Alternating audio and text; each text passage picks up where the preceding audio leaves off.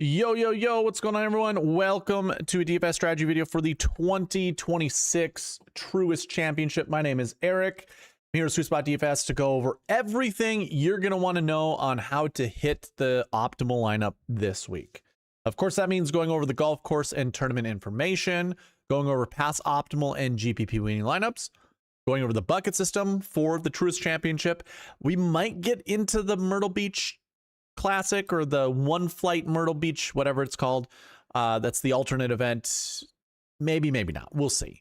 But then I will close out the video with the Marquee Tee Times for the Truist Championship, as well as building lineups for everybody. Now, in order for lineups to be built, you have to have a badge next to your name. And to get a badge, you just have to spend $1.99 a month, become a red tier member. And then that's how I will build lineups for you. Also, I do Wednesday live streams for only members that are white tier and above.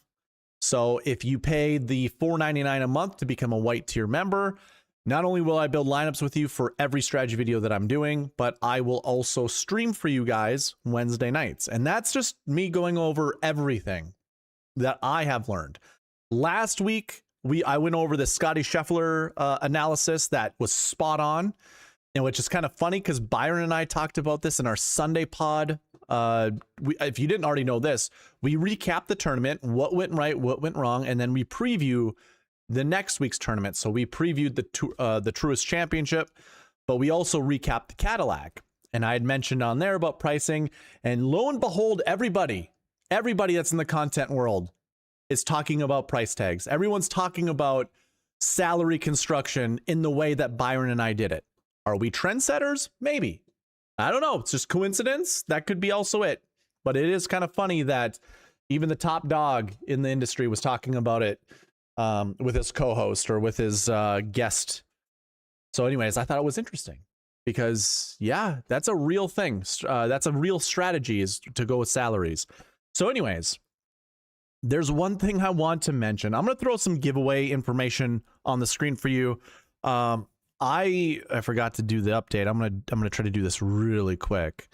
If you want to learn how to get into these giveaways that I run, I do have a link down in the description of this video that will send you to another video that will explain how to get entries. Basically, you participate on the channel. You also are subscribed to the channel. That is the way to get an entry into these giveaways. And I also have a win the pot giveaway that I'm going to be running. Again, you can find out how to enter any of these giveaways down in the description below. But here, I'll show it to you guys right now. Oh, not that one. Not that one. We're going to do this one. PGA Championship.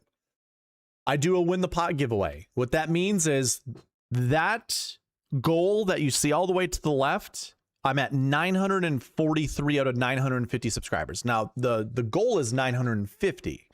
That's for the monthly goal.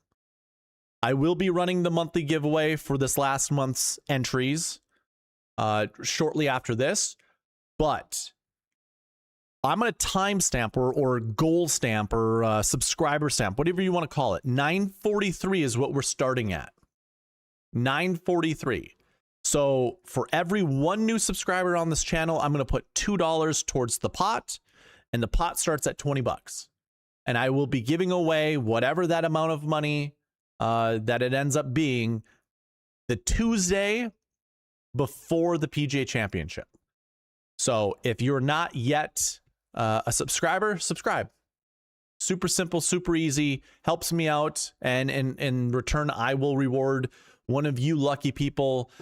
Whoever wants to gain an entry, being a subscriber. Again, it's going to start at $20, so I'm going to give away $20 to the PGA Championship regardless. If you want that to grow a little bit more, become or subscribe to the channel. And then again, to gain entries, you just gotta you gotta participate. Be here during the live streams. Comment on all the videos that I post throughout the week. Again, all of that information on how to gain entries, I have a video for it that's linked down in the description. So go check it out. But yeah, I'm doing another win the pot. We gave away $70 during the Masters Championship. So we could do that again. We just need participation from you guys. I'm going to bring this down. I'm going to bring this back up. Today we're doing a monthly giveaway. We're also doing a weekly giveaway. So those things are going to happen. Unfortunately, we didn't reach the sub goal for the month of 950 subscribers. I have a feeling we're going to do that for next month because there's a major championship that's involved. So if you want entries, I'm giving away a membership, a monthly membership to SweetSpotDFS.com. I will also give away a t-shirt. I have 4 different t-shirts that I can give away. If you don't already have one, if you participate in the giveaways, you're going to get an entry towards all of that. One last thing, I showed it on the screen before. There's a SweetSpotDFS.com giveaway. We're almost at 1,000 subscribers. We're almost there. When that happens, once this channel reaches 1,000 subscribers, I will give away $1,000 worth of giveaways. 2 of them being cash giveaways, 1 being a lifetime membership to SweetSpotDFS.com, and the other one being an annual membership to SweetSpotDFS.com. You can see all the values that are on there. Again, once we reach 1,000 subscribers, I'm doing this giveaway. And if you want an entry into this giveaway, go sign up at SweetSpotDFS.com. And that is how you get an entry, because I'm going to use the distribution list of all the signups to pick an email address, or pick 4 email addresses, because there will be 4 winners, 1 lifetime, 1 annual, and then 2 cash giveaways. So go sign up there. It's free. You don't even have to put it. You don't have to put a credit card in. You don't have to do any of that stuff. You just have to create a username, put your email address in, and that's how you create the account. Of course, put a password in there too. But yeah, those are all the giveaways. And I kind of have said this to the chat before. I've said it to all you guys before. It's like, I don't plan to really explain about giveaways in the future. I created a video that shows you how to get entries. I'm just spending time before a major championship to remind anybody who's new that, hey, I like to do giveaways. I like to reward all of you guys who reward me. That's what I like to do. Because if it wasn't for you guys, I wouldn't do this. Let's be real. I wouldn't be doing this if I couldn't grow the channel. And so my way of giving back is just doing it this way. So with that being said, let's go ahead. Let's run a couple giveaways. First being a weekly subscriber. Now, we didn't have a lot of participants last week. That's okay. That's okay. I think I was only streaming for 2 hours and didn't have a lot of time. And then there just wasn't that much participation on the YouTube comments. There is a way to get double entries just by going down in the description and figuring out what it takes to get 2 entries by commenting on the YouTube videos. But we had 9 total entries. Let's not waste any more time and run that giveaway.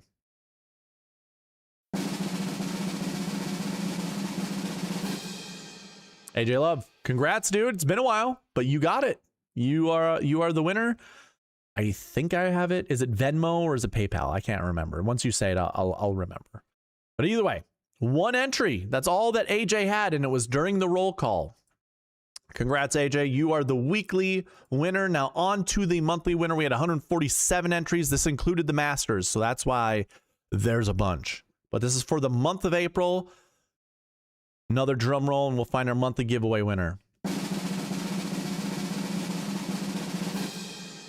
Corey Graves. That's a first-time monthly subscriber giveaway winner.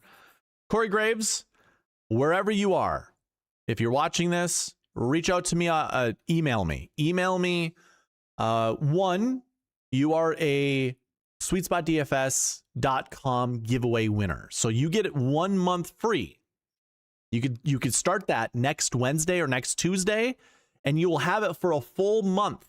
You'll have it for a full month. So you'll get the PGA Championship. You'll be able to do some data digging with that.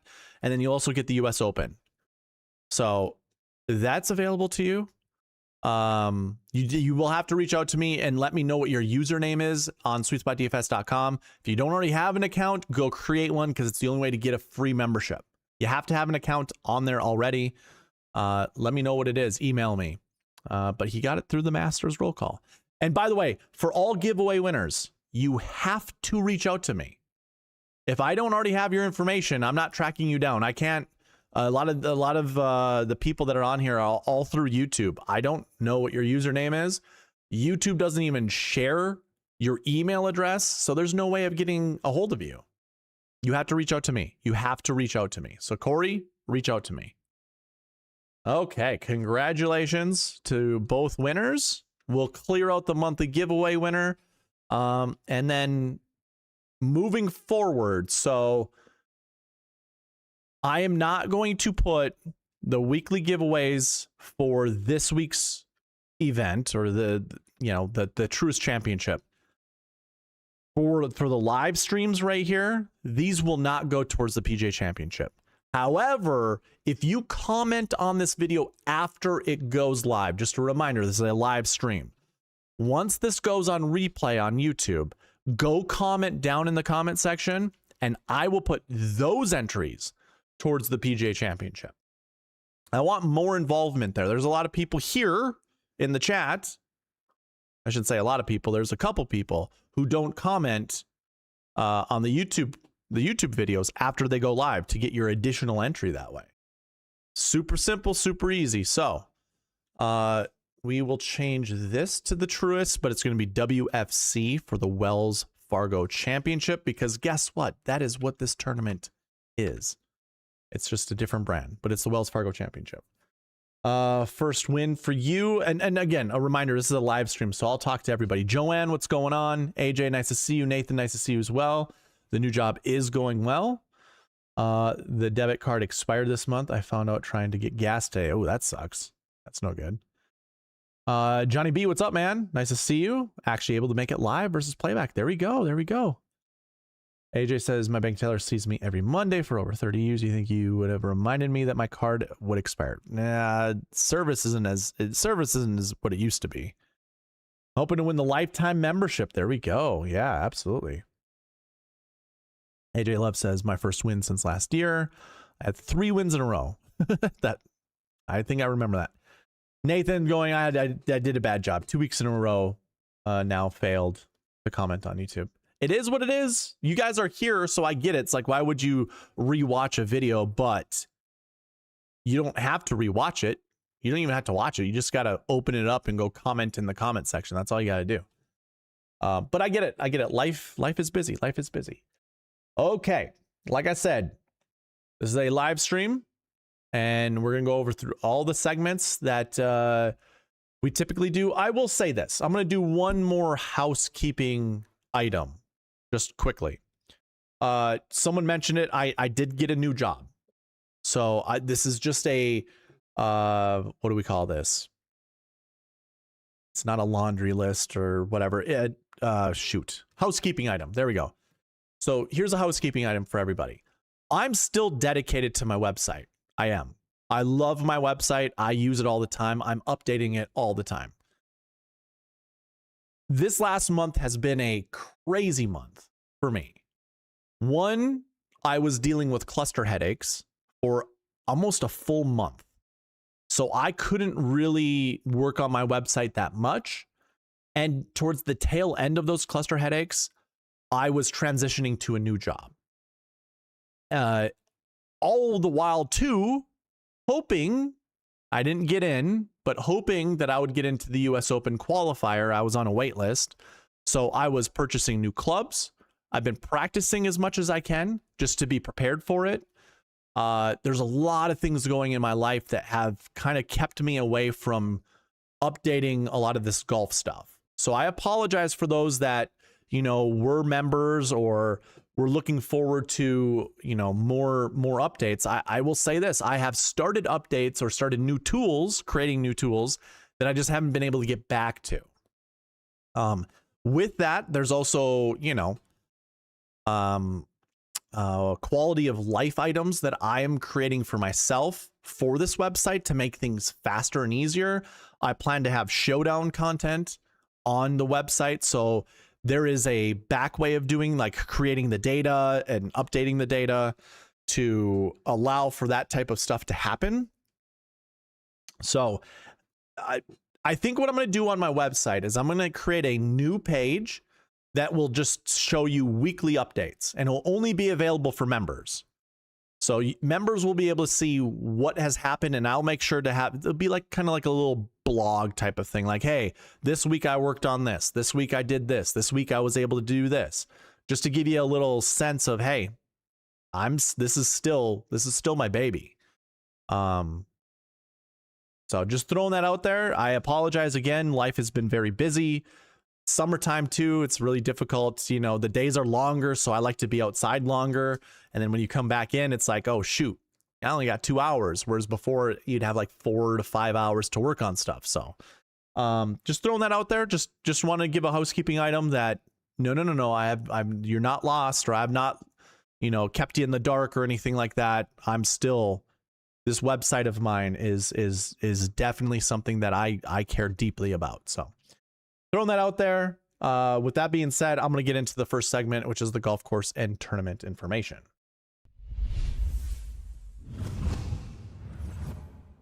Okay, so we start here with the course information, or the tournament information, I should say. This tool is called Tournament Stats. I will be going over the Tournament Stats tool as well as the Golf Course Stats tool here. And what you'd want to do when you come here is drill into the Truist, or type in Truist for the tournament here. Before I actually do that, if you look down below, you will see Myrtle Beach and the Truist Championship here at the top of the list. It shows you the strength of field, what type of field type it is, what type of event it is, as well as the field size. So you can see all that, plus the golf course. Now, I had mentioned that the Truist Championship is actually the Wells Fargo Championship, which is true. All of these Truist Championships here technically are the Wells Fargo, but in order to make these types of updates, I could put a different tournament name in here, and maybe I will. I've got 2 different field names, and we don't need to be putting the Truist there. These other ones from 2024 and down should say Wells Fargo.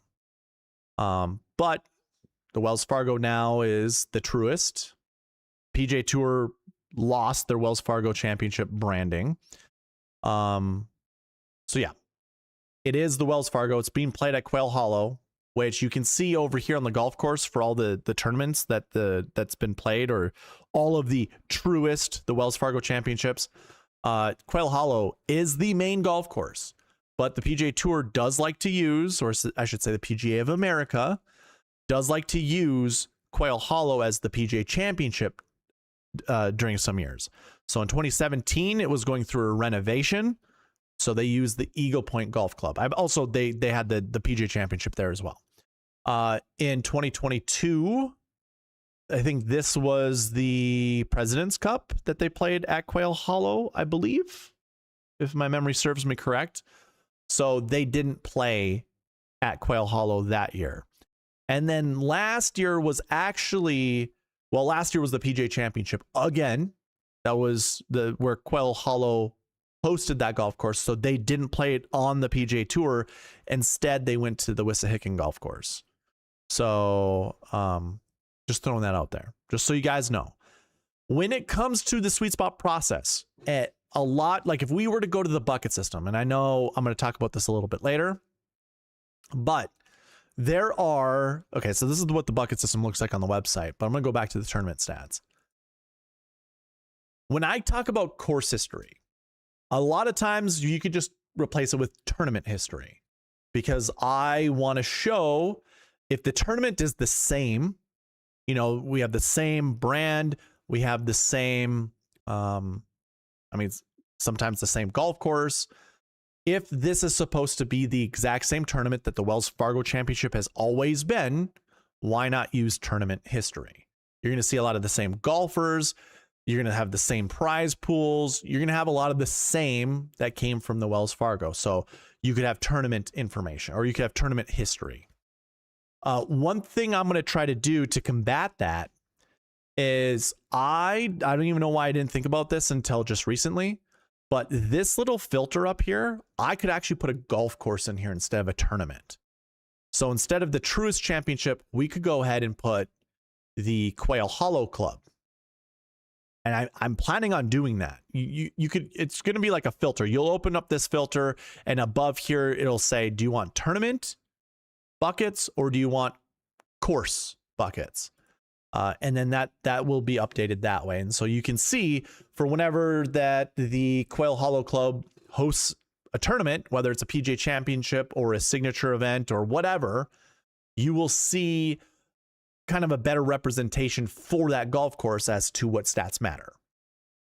But currently this is feeding in the tournament history. So that includes the golf courses that aren't Quail Hollow. With one caveat. Last year, that wasn't the Wells Fargo Championship. That was the Truist Championship. And I know that sounds confusing, but it wasn't played at Quail Hollow. It was played at a brand new golf course, brand new sponsoring. So what I did for this year's bucket system is I excluded 2025. So if you scroll down on this page, on this tool, the bucket system, you will see 2025 has nothing but 0 stats when it comes to bucket totals per year. This has nothing but zeros. And that's because I excluded it. Again, this was the Truist Championship. It has a whole different tournament ID for me when it comes to my data. So I don't really include this with anything 2025. I should do the same thing for 2022 and 2017. That's something I just could not come up with an answer before streaming today or putting together the data. So I'm just going to be transparent with it. This is technically the Wells Fargo Championship bucket system that's on the screen right now. It excludes last year. So throwing that out there. I want you all to know that. Just throwing that out there. But going back to the tournament information, when people talk about golf course stats, breakdowns, whatever, oftentimes they don't have payoffs. And that kind of bugs me to some extent. I don't enjoy it. It's not one of those things that I think is helpful for anybody. If I told you how tough a golf course is, if I told you what the average cut score is, although there's no cut this week, what does that, how does that help you guys? You know, like, what are you supposed to do with that information? A lot of people don't give you instructions. They don't educate you. They don't provide what to do with that information. Sometimes they give you golfers that, you know, oh, hey, if the golf course analysis was something similar to this, oh, it's a tough golf course, it's really long, it's going to favor bombers. How does that really help? Like, you guys are, if you've ever followed any good content creator talking about what is one of the most important stats in golf, it's length. Sometimes it doesn't matter, but most of the time it does. So I'm trying, what I want to do is educate you the best that I possibly can. So really, when it comes to this tournament, what I would tell you guys is just look at the signature events. Look at what the winning score was. 2025, again, that's the Wissahickon golf course. Don't really use that information, but 2024, 2023, 19 under, 17 under, which is kind of low. If you look at all the other Quail Hollows, you know, Max Homa got it up to 15 under one time. Rory got it to 21 under. But these, if you look at the strength of fields, they're pretty good. This is north of average. You know, it's like 350 and on up.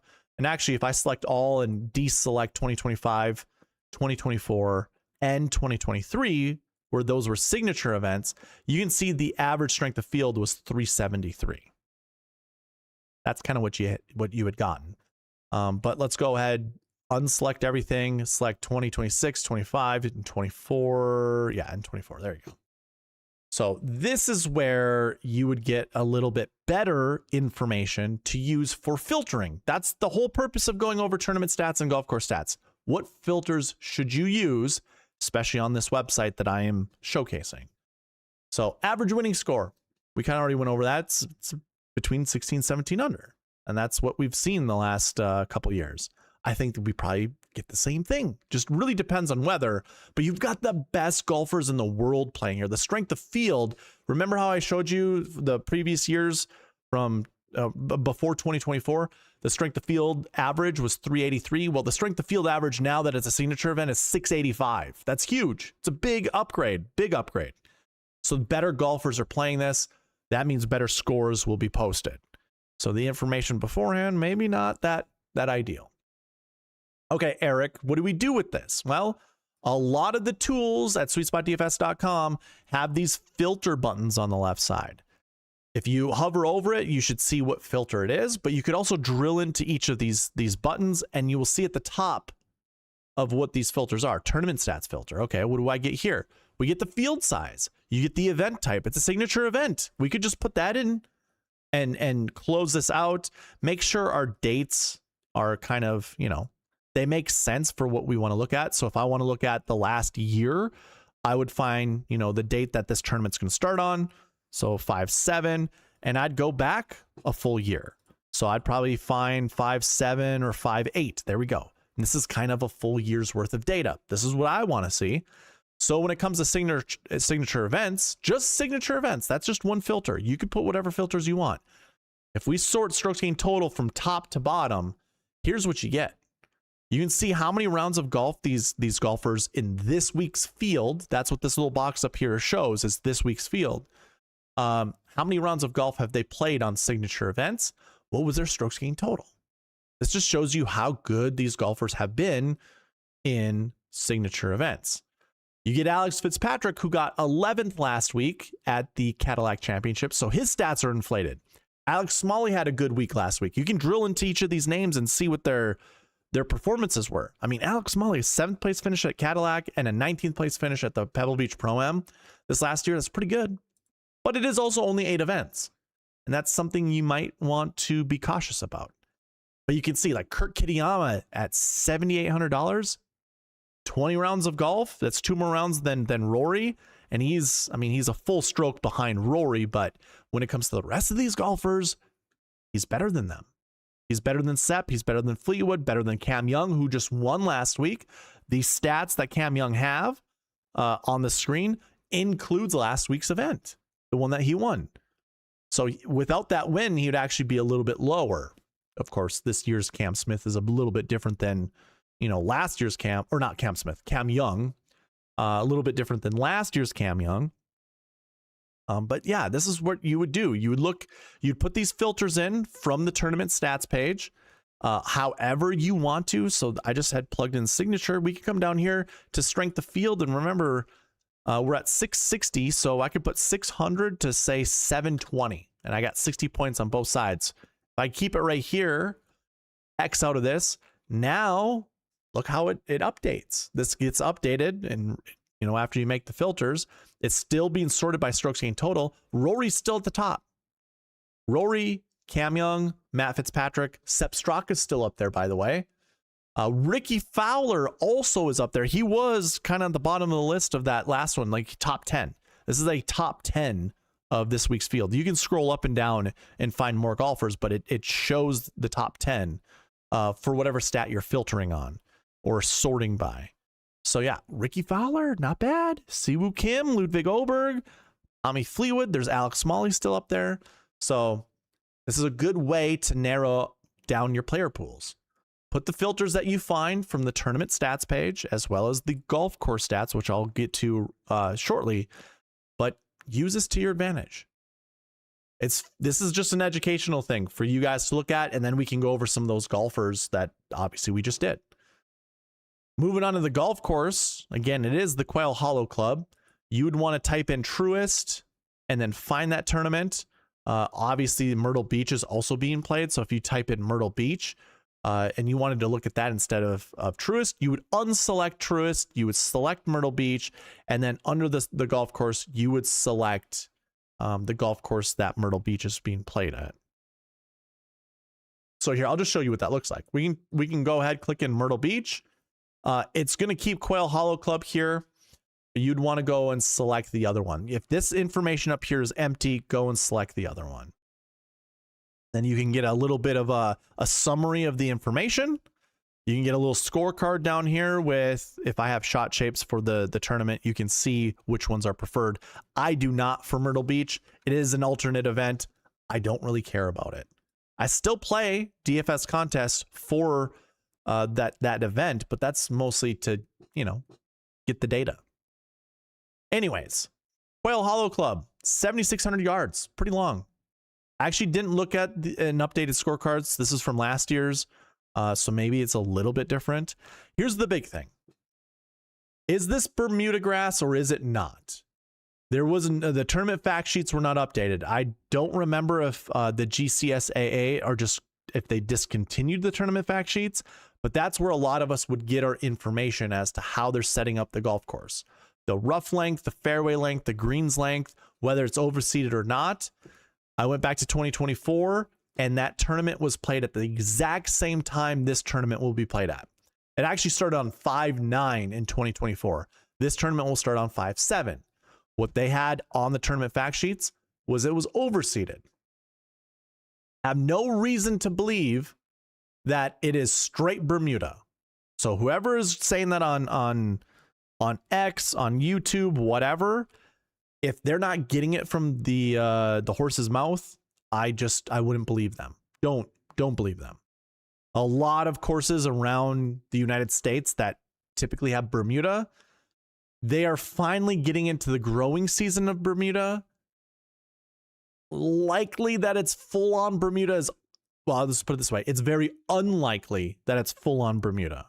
Most likely it's not. That has a lot to do, again, with growing conditions. Here's what I'll say. If you guys want to do your own research, you need about a full month's worth, a full month, where you average the temperatures from 12 a.m. to 11:59 p.m. So one full day, average the temperatures, not just that it's hottest. You have to take into account the cold nights, the cold mornings. You have to take all of it into account. Average it out. Bermuda will only start growing fully when it's at 70 degrees and above. So yeah, you might have 80-degree days down in the south, but if you have 50-degree nights or 50-degree mornings where half the day is colder than 60 degrees, if you average it out, it still might be under 70, which means Bermuda is slowly growing, but it's not going to be the thickness that the PGA Tour is going to demand. So that's why there's overseed. I bet you anything it's still overseeded. And it would be overseeded with ryegrass and Poa trivialis. One thing I forgot to mention, I do have cheat sheets available. I do want to mention this because I still get emails kind of asking, when is the cheat sheet going to get updated? They're not talking about the website cheat sheet. The website cheat sheet will always be updated by Monday night. Always, always, always, always. If you're not using this cheat sheet, I understand. I just don't know why you're not. This cheat sheet's far superior than the other cheat sheet. But if you want to use the other one that I'm talking about, it's down here on the page. You just scroll down. Scroll down on the page. I'm still dedicated to updating it for this year, but I'm probably discontinuing it next year. But for this year, I'm still providing this cheat sheet down here. You just click on this. It will open up a Google Sheet. And if I zoom in like really far, I'm going to actually hide this column. This is available to each and every one of you right now. Go to SweetSpotDFS.com, go to the cheat sheet, scroll down and click on that button that I just showed you. The grass stats that I'm using for this cheat sheet are bent grass and Bermuda. Now, if we go back to the golf course, you're like, Eric, why are you using bent grass? The greens are Poa, they're overseeded with Poa, and the rest of it's ryegrass. Why would you use bent grass? Well, I never kept track of ryegrass throughout the entire time I spreadsheeted. These Poa greens will act more like bent grass greens. That's why. Any Poa overseed doesn't really have the same characteristics of, say, West Coast Poa or Northeast Poa for when the PGA Tour goes to the Northeast. It just doesn't have the same characteristics. It doesn't really have that flowering, that budding that other Poa tracks do. Florida Poa Florida Poa isn't really Poa, in my opinion. This is obviously being played in North Carolina, but it's still the Southeast. This Poa is not the same. So I'm not treating it the same. that's going to roll a lot like bent grass. So that's why I use it. But, you know, like I was telling you guys, you use whatever I'm providing you right now as filters to your research. So if I come back to this page here for strokes gain stats, if I get rid of all the filters that I currently put in, I have a little grass icon here. If you drill down on that, you can see overseeded greens. We can go ahead, drill down on overseeded greens and go to Poa Trivialis. And for the last year, you can see all the golfers that have played really well on Poa Trivialis greens for overseeded. So the website has even more ways of filtering, more ways of being precise to your research than that spreadsheet does. If you can't tell, I'm trying to get most of you guys converted over to the website than the spreadsheet. There's just the website's 1,000 times better than the spreadsheet, 1,000 times better. But this is the same thing applies for the tournament stats that I've been going over. So I would just go by strokes gained total. If you want to use strokes gained putting, that's fine, but putting doesn't really work the way most people want it to work. A lot of people go, oh yeah, putting on POA versus putting on Bermuda or putting on bent. There is something to do with that for sure. But this was funny. I was listening to Pat Mayo earlier. Him and Tambo were talking about Cam Young putting. I hate to say this because this could be career suicide to some extent, but you want to know how I know you don't know how golf operates without saying you don't know how golf operates is exactly what they did. Putting is so nuanced. If you're putting above the hole for 18 straight holes, the likelihood of you making a putt from being above, you know, I'm talking about a downhill putt and it could be a breaking putt or whatever. You won't make as many of those putts as if you were putting uphill and it more or less being straight. So finding yourself at the right places on the green will provide you better putts to make. So Cam Young, oh, he gained 7 strokes or whatever it was at last week's event. Okay, I was like, why isn't it not showing last week's event?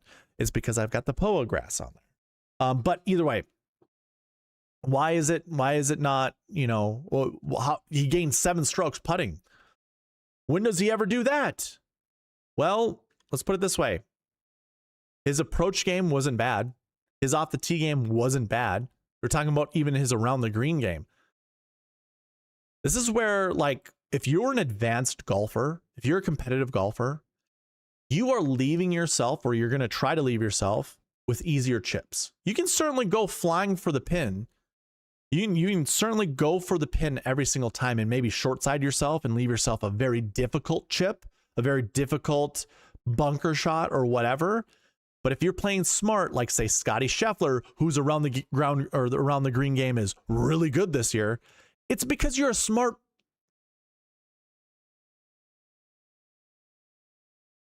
I was going to swear, but I avoided it. It's because you're a smart golfer. That's why.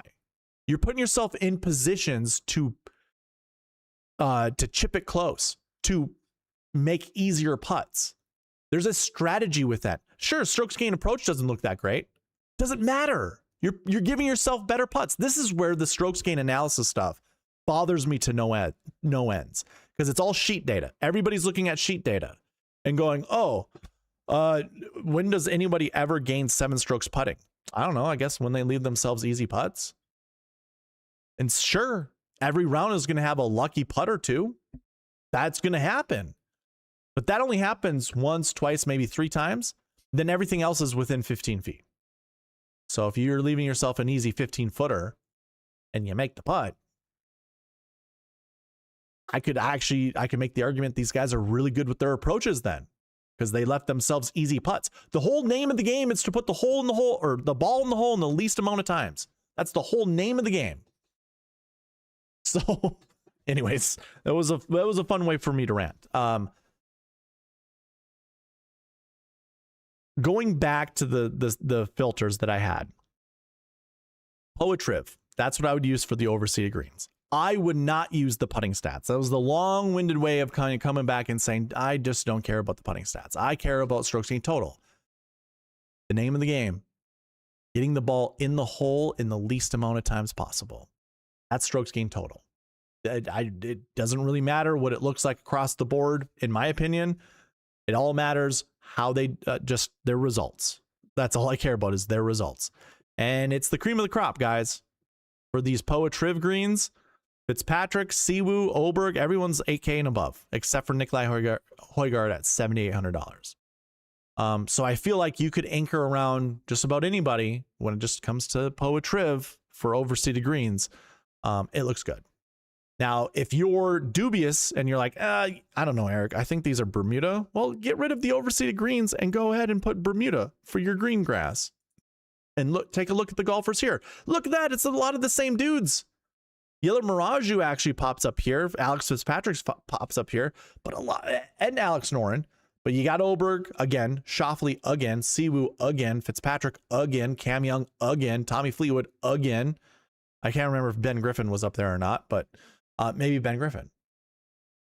So you kind of got a good sense of the golfers that are primed to play well this week. Okay, that's it. That's all I have for golf course and tournament information. Use the website to your advantage. Use these as filterings, as data points, I should say, to filter, really to try to find the golfers that you want to play or that you should play. Yeah, that's it. Let's see here. I'm going to check the live chat just for a second. I see one person, Denny Barry. What's going on, man? Good evening. And then AJ goes, I'm trying to get excited for this week, but the return of Rory has me down. Play Rory this week, man. Seems like a good choice. All right, moving on. Pass optimal and GPP winning lineups. I'm actually going to start here with the cheat sheet just to show you what the salaries look like this week. So we have Rory at $11,700, Cam Young at $10,100, and Xander at $10,000. I had kind of went on this rant with Byron during the preview video.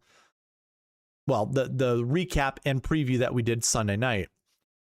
And I was kind of going over how DraftKings, the traditional DraftKings salaries, used to have somewhere between 4 to 5 10K golfers. And last week at the Cadillac Championship, we had Scotty Scheffler and Cam Young as the only golfers 10K and above. Scotty was $13,600 and Cam Young was $10,200. He actually got a $100 discount this week. We kind of forecasted Rory was going to be inside that $11,600 to $12,000 range. We got that right, $11,700. I had thought that perhaps Cam Young would be $10,600. Xander would be probably $10,400, and Matt Fitzpatrick would be like $10,200 or $10,000 on the button. I almost got Matt Fitzpatrick right, but not quite right on the other golfers. Doesn't really matter. What our conversation was about is, can you pay up for the most expensive golfer, being Scotty Scheffler?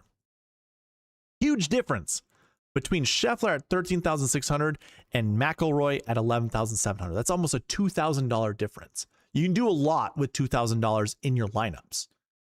And we will be building some lineups with Rory. I think 12,000 is a good threshold.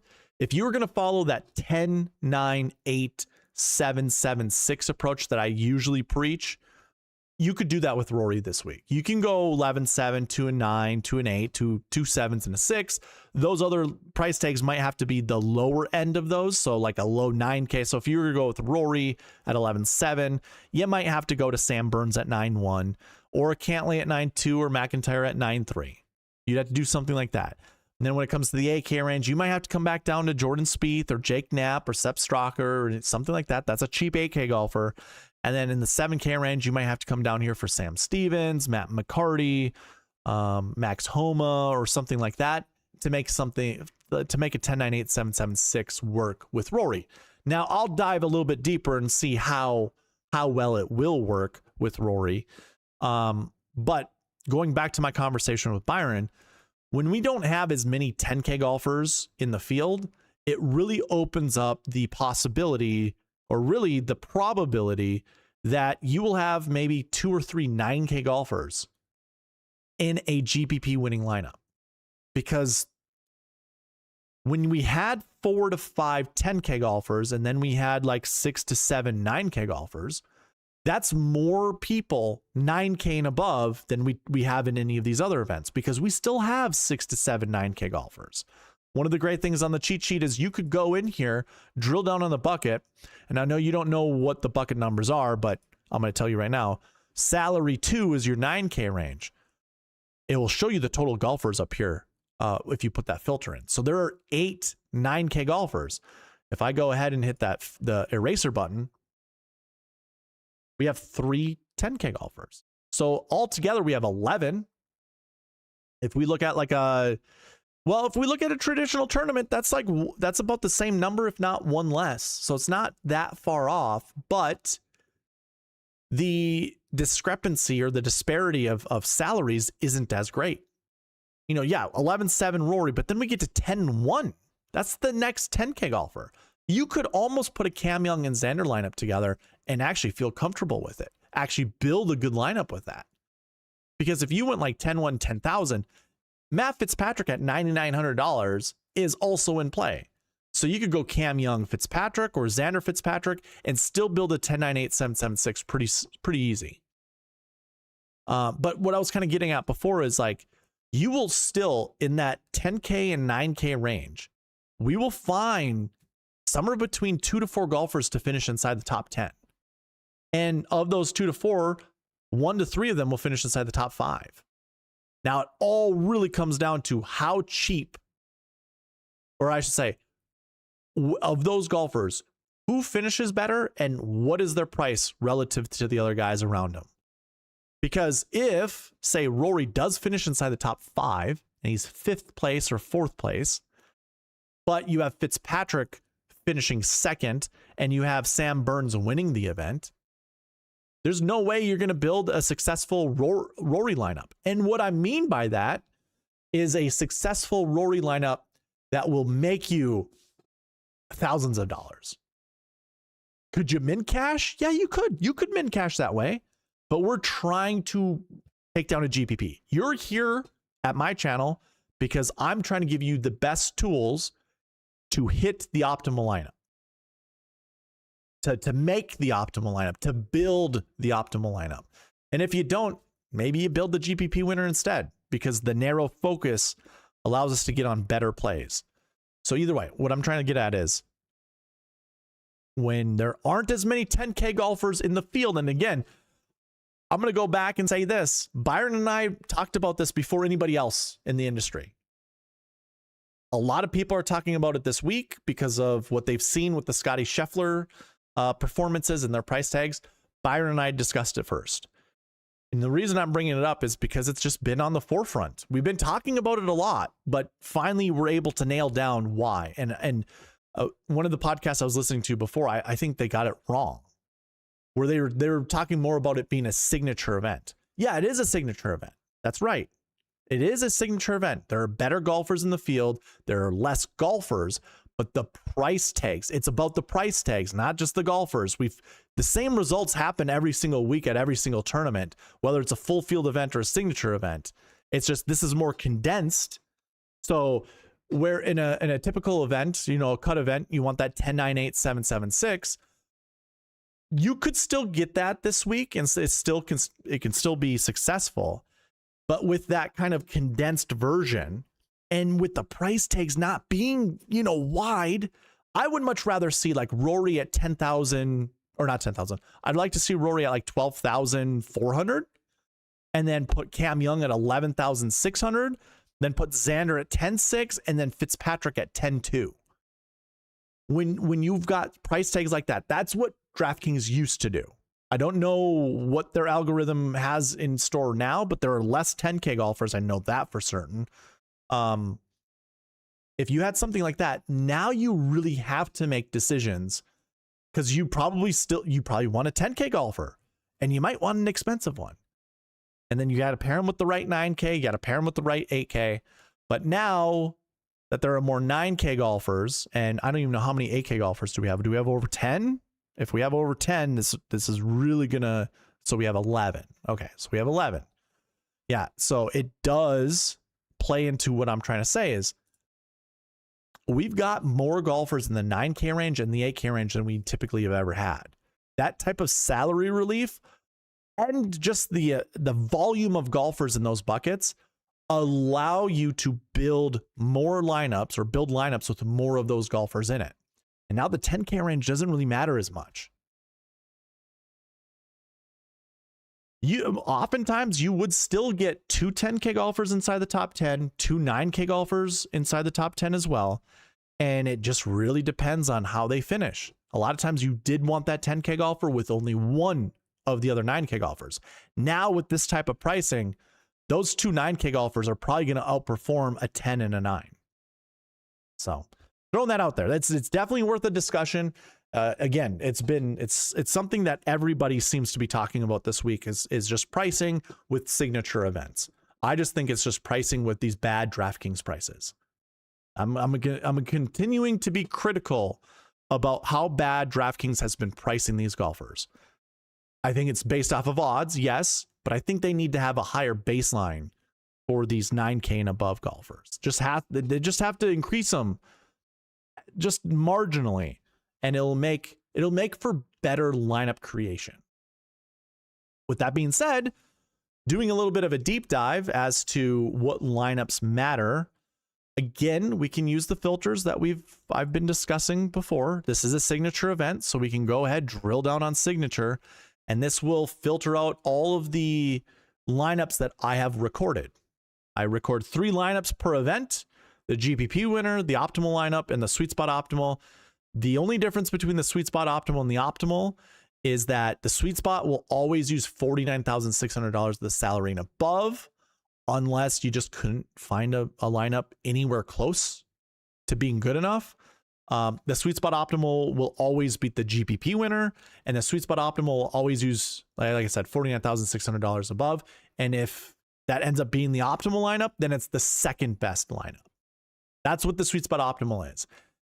I want to show you different variations of lineups, but at the same time, if there tends to be the same sort of build every single week, I want to show you that you could have 3 different lineups that are very similar to each other, if not the same.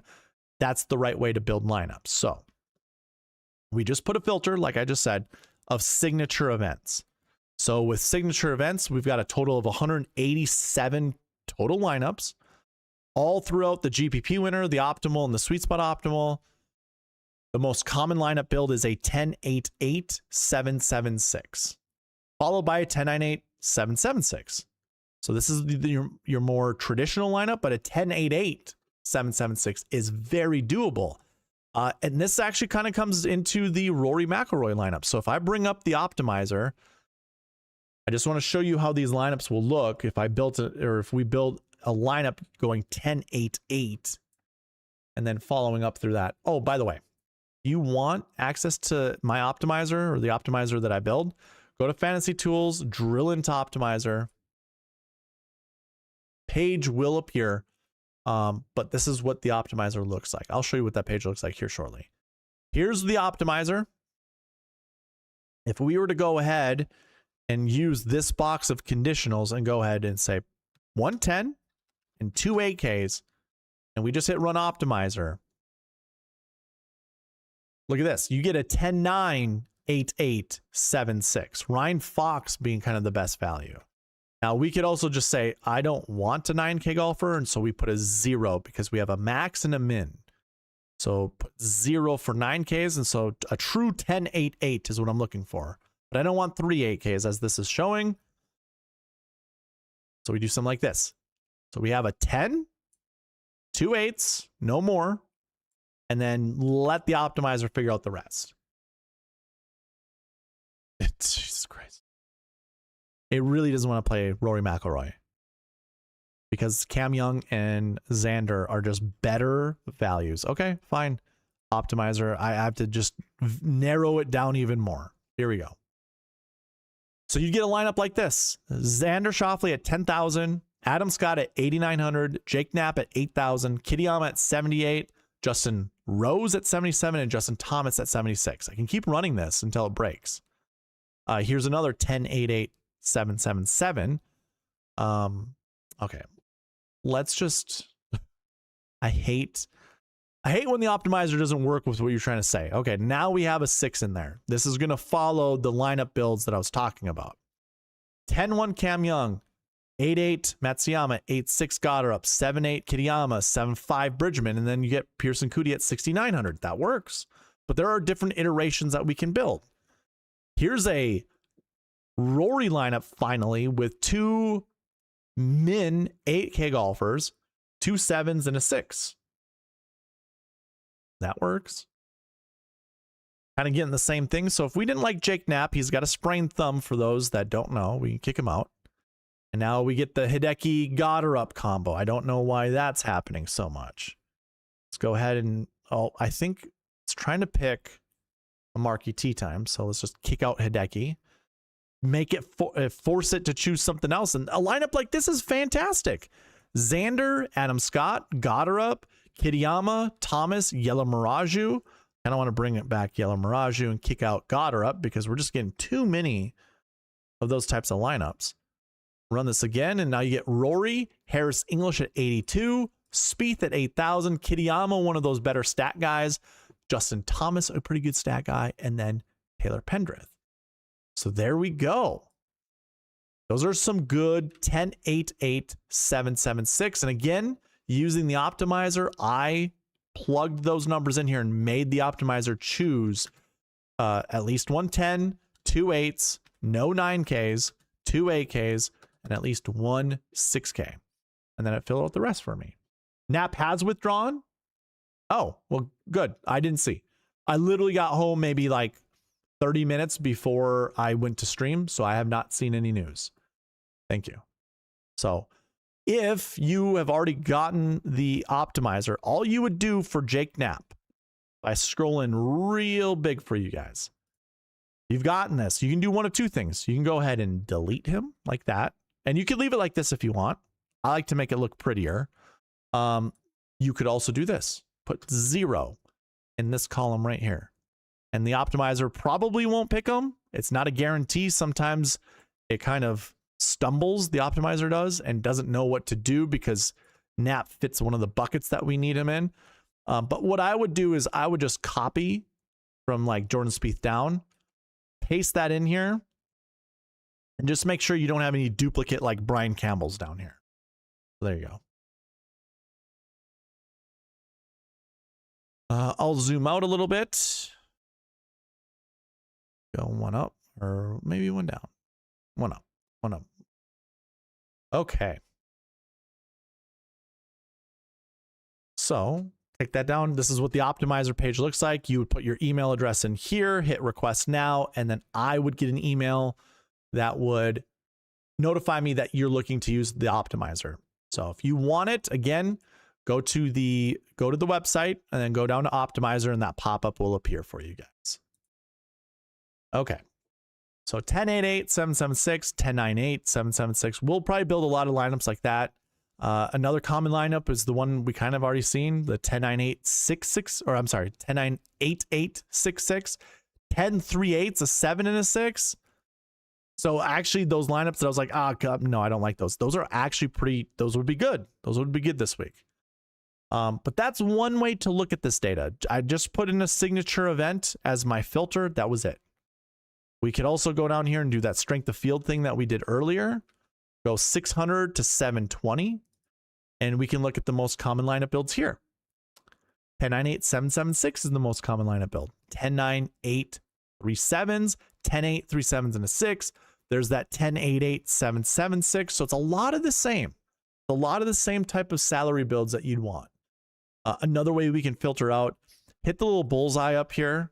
I don't like to look at lineups that leave a lot of money on the table. So what I like to do is go under the salary used filter here and just bump this minimum up to 49,600. And we kind of get the same story. 10-9-8, 7-7-6, 10-9-8, 7-7-7, 10-8, 4 7s, 10-8-8, 2 7s, and a 6. So it's a lot of the same. A lot of the same when it comes to looking at strength of field. The same as looking at signature events. Now, we could also do grass stats. You could type in the tournament Truist.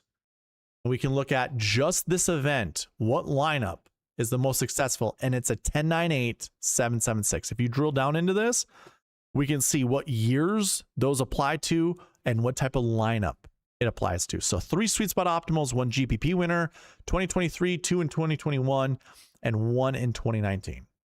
So there you go. Again, these are tools at SweetSpotDFS.com for you guys to use and to do your own research. You can also use the Pass Optimal and GPP Winning Lineups tool. This just gives you a more granular level look at the data that goes behind these lineups. So again, if we could apply those same filters. I would say the best way to do this is from that previous page, look to see what tournament and what lineup, made up those numbers. So if I were to type in Truist, 10-9-8-7-7-6 was the most common. We saw that in 2021. That's the one I remember. I think it was a GPP winner and a SweetSpot optimal. So you could actually see what that salary makeup looks like. So if I zoom in really far, you can see it's a 10,000 flat, 98, 89, 74, 71, 68. I'm not saying those are the magic lottery numbers that you need to follow, but it's just giving you a good idea. Like, hey, 10,000 flat with a high 9K golfer and a high 8K golfer, you can build lineups that way, and it might work out for you. Just to give you confidence and to give you an idea that you don't have to be super strict when it comes to building your lineups. I feel like I screwed this up.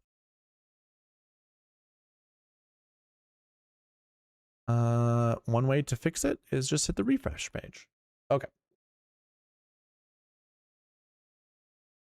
I think that's it. I don't really have anything else to go along with Pass Optimal and GPP winning lineups.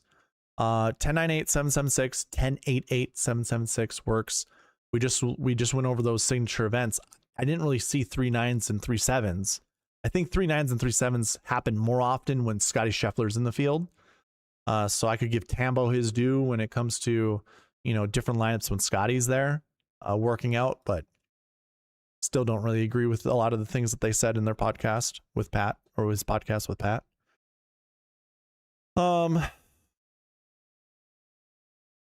Yeah, I think that's it. I think that's all I have. I mean, the optimizer is going to help you build lineups. We're going to build lineups a little bit later. We'll use a lot of this information that we just went with, but I'm really comfortable doing a 10-9-8-7-7-6.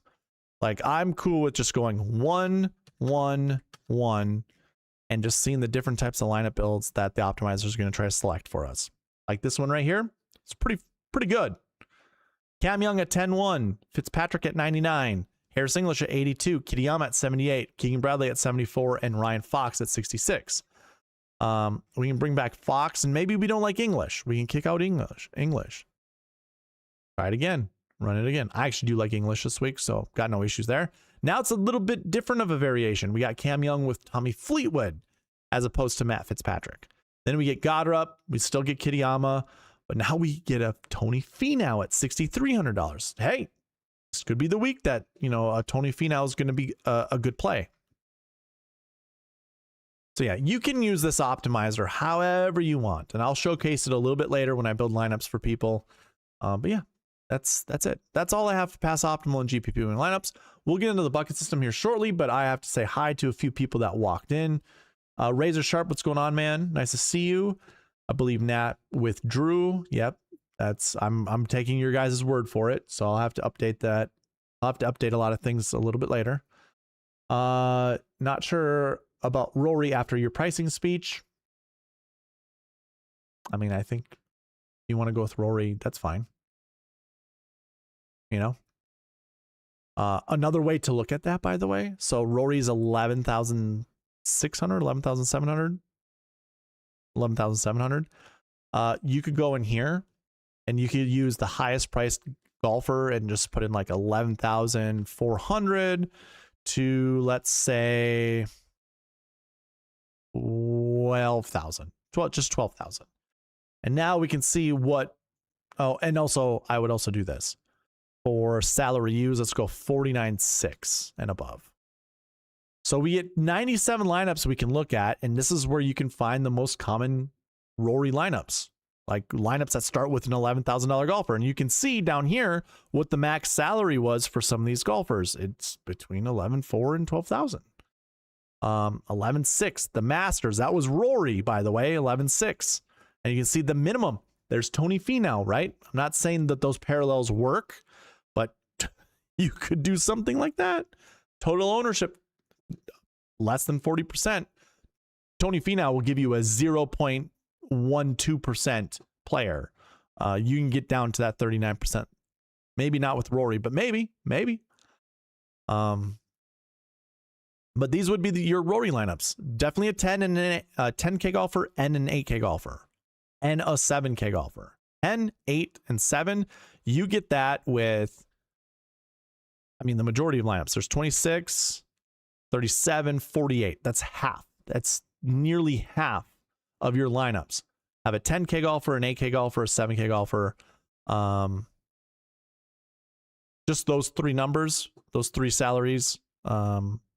And then, yeah, some sixes. Knapp withdrew last week for sure as he scuttled my lineups. That sucks. Hey, yeah, by the way, Dan was actually at the top of the leaderboard. I saw you, buddy.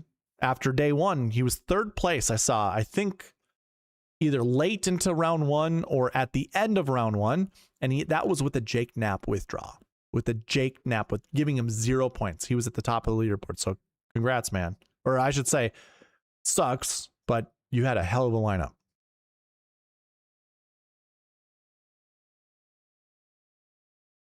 Wheels up. What's going on, man? I didn't get down my whole list.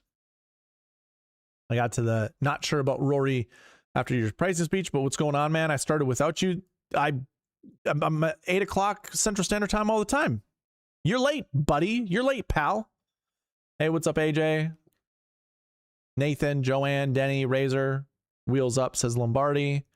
English is in my lineup, but I'm anxious to see Tee Times. Okay. I did not walk in. No, you wheeled up, man. It's in your name. Duh. Razor goes after pissing and moaning about Hovland for 2 days, saying never again. I'm going back.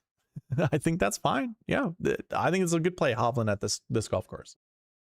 Okay. We're moving on to the bucket system now. Let's get into it.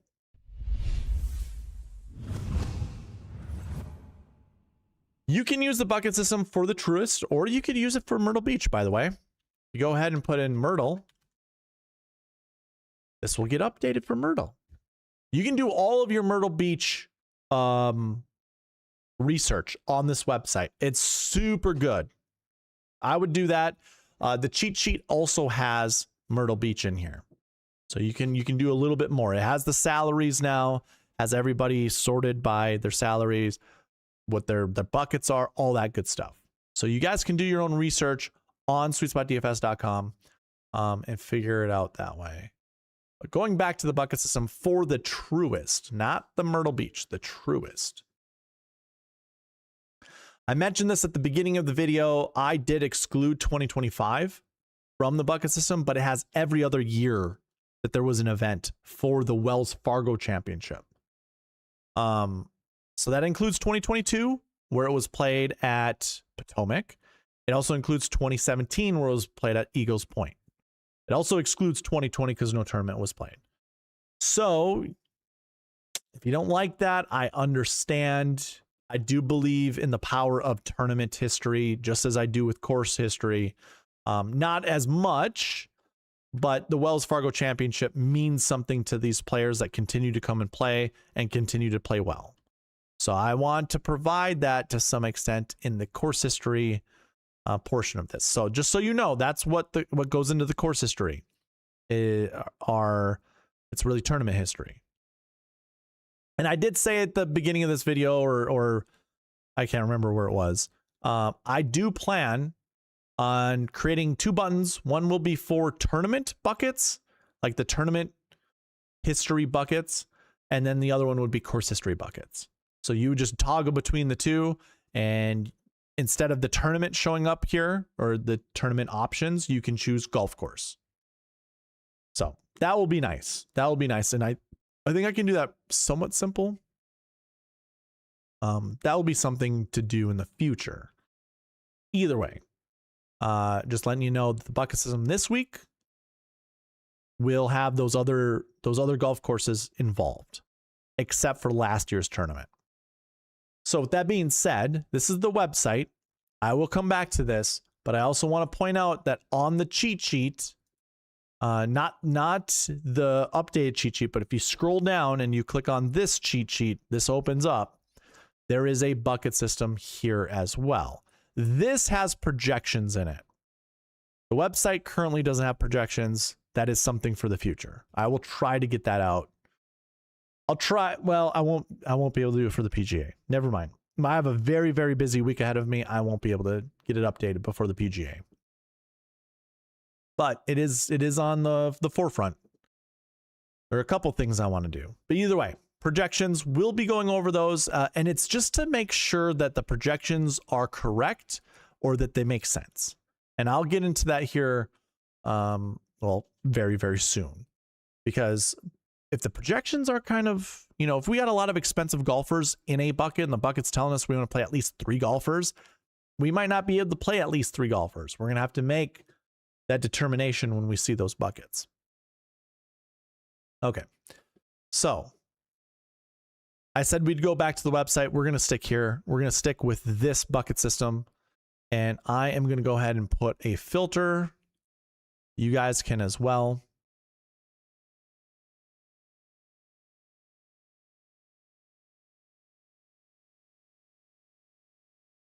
Okay. So we will start with the last year buckets, which I will say this right now, we don't have last year buckets. Like I said, I excluded last year from the list of buckets for course history.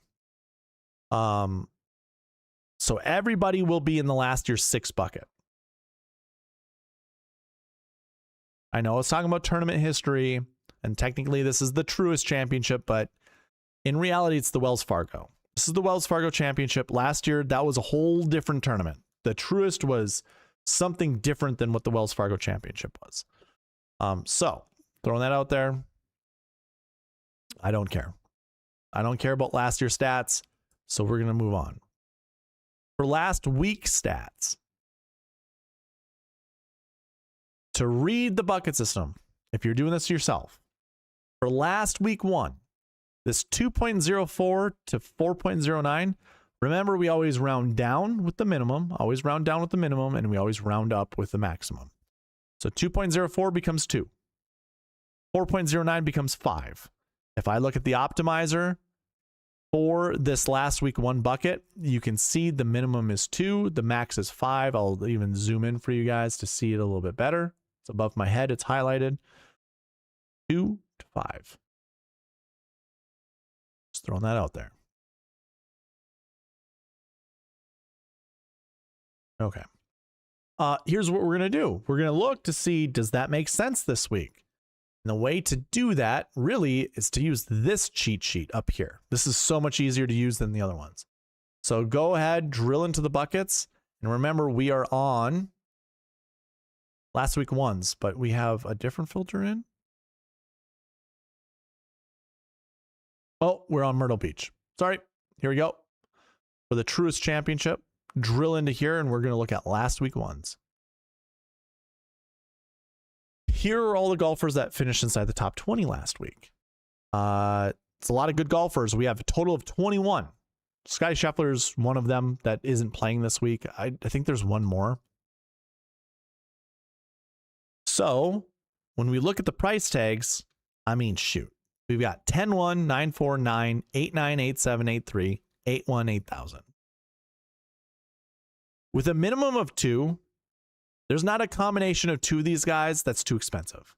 So that min is going to stay at 2. And the fact there's all of these low price guys, the max is going to stay at 5. I think the projection for that bucket is absolutely spot on. And I'm not even going to go any further than that. If I saw mostly 10s and 9s up here, then I would say, no. We got to update that. Last week 2s, 1.71 gets rounded down to 1. Max 3.43 gets rounded up to 4. Let's take a look. Does that make sense for last week 2s? So we drill out of last week 1, we drill into last week 2, we take a look, and the same thing for this bucket as well. That 1 to 4 bucket is absolutely, that 1 to 4 projection is absolutely perfect. Absolutely fine. So we move on. I mean, this could be the fastest bucket system video that I've ever put out. I'm just gonna say this: 0 to 2 last week 3s with only 8 golfers in it. No. Let's do our due diligence. We'll look at each one. Last week 3s, 0 to 2. The only thing that I could see this changing to is maybe a 0 to 3.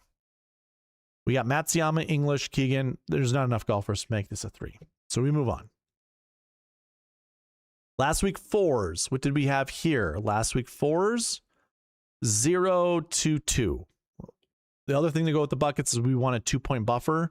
So although that max of 0.94 would only go up to 1, because the minimum is at 0, we gotta create 2 for the buffer.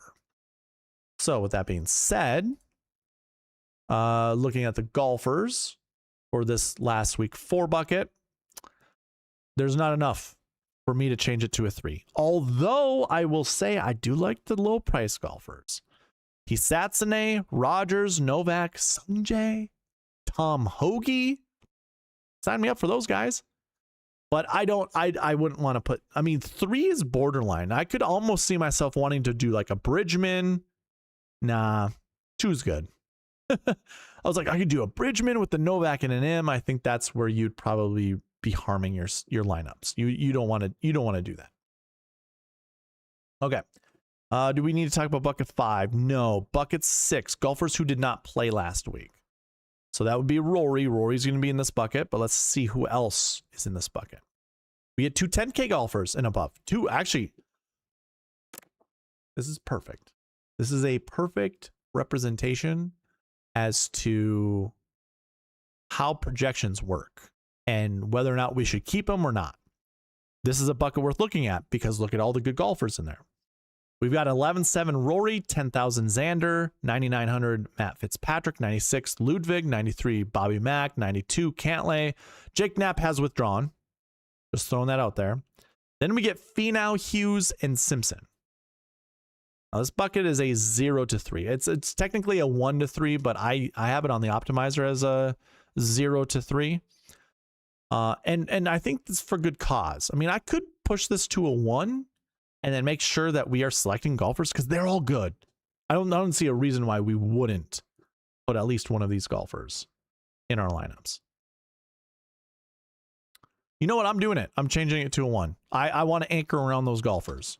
So last week 6, change that to a 1 to 3. So that's the last week buckets. Now, I kind of skimmed over the fact that I've been live for over an hour. So we got to do a roll call. Let's do a roll call before we jump into any of the other giveaways. Roll call number 1.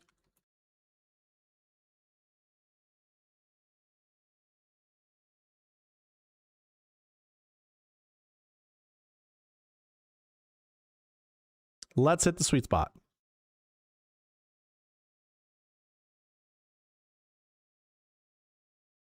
AJ, you are disqualified because you thought I was going to say pick your favorite golfer or pick your winner this week. You're disqualified now. You do not know how to follow directions.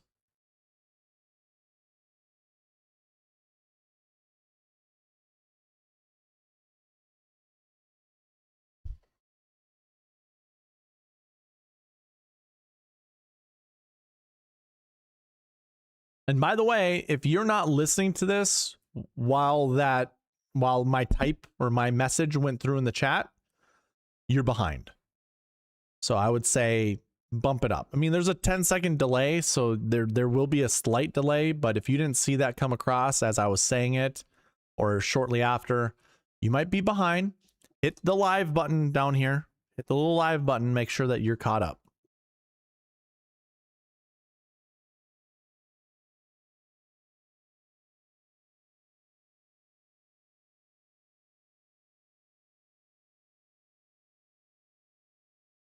Okay, there you go. I'll allow for some people to, you know, type in the chat, and I'll come back for that. But for the time being, we're gonna move on and go to the next set of buckets, which will be course history buckets. And this is where it kind of gets a little tricky, but again, we're going to go through each of these buckets to see if it actually makes sense. 0 to 2 course history 1, guys. So go back to the cheat sheet. Make sure there's no other active filters. Drill down in course history 1. We have 2. Rory and Rose, that's it. It says I have 3 golfers. So who am I missing? Oh, the website and the spreadsheets are going to be different. The spreadsheet and the website is going to be different. I'm going to go ahead and drill. Who am I missing? Alex Smalley. An 18th place finish for Smalley. Where?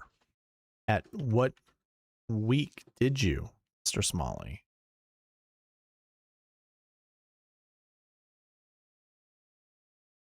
(2023).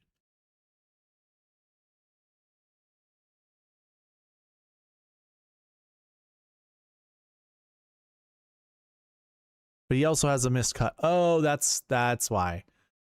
Yep. Okay. Nope, that makes sense. So technically the course history is right on the spreadsheet. Because this 85th in 2022 we would disregard.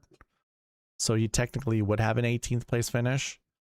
And when I did put the spreadsheets together, I did delete 2022, I deleted 2025, and I deleted 2017.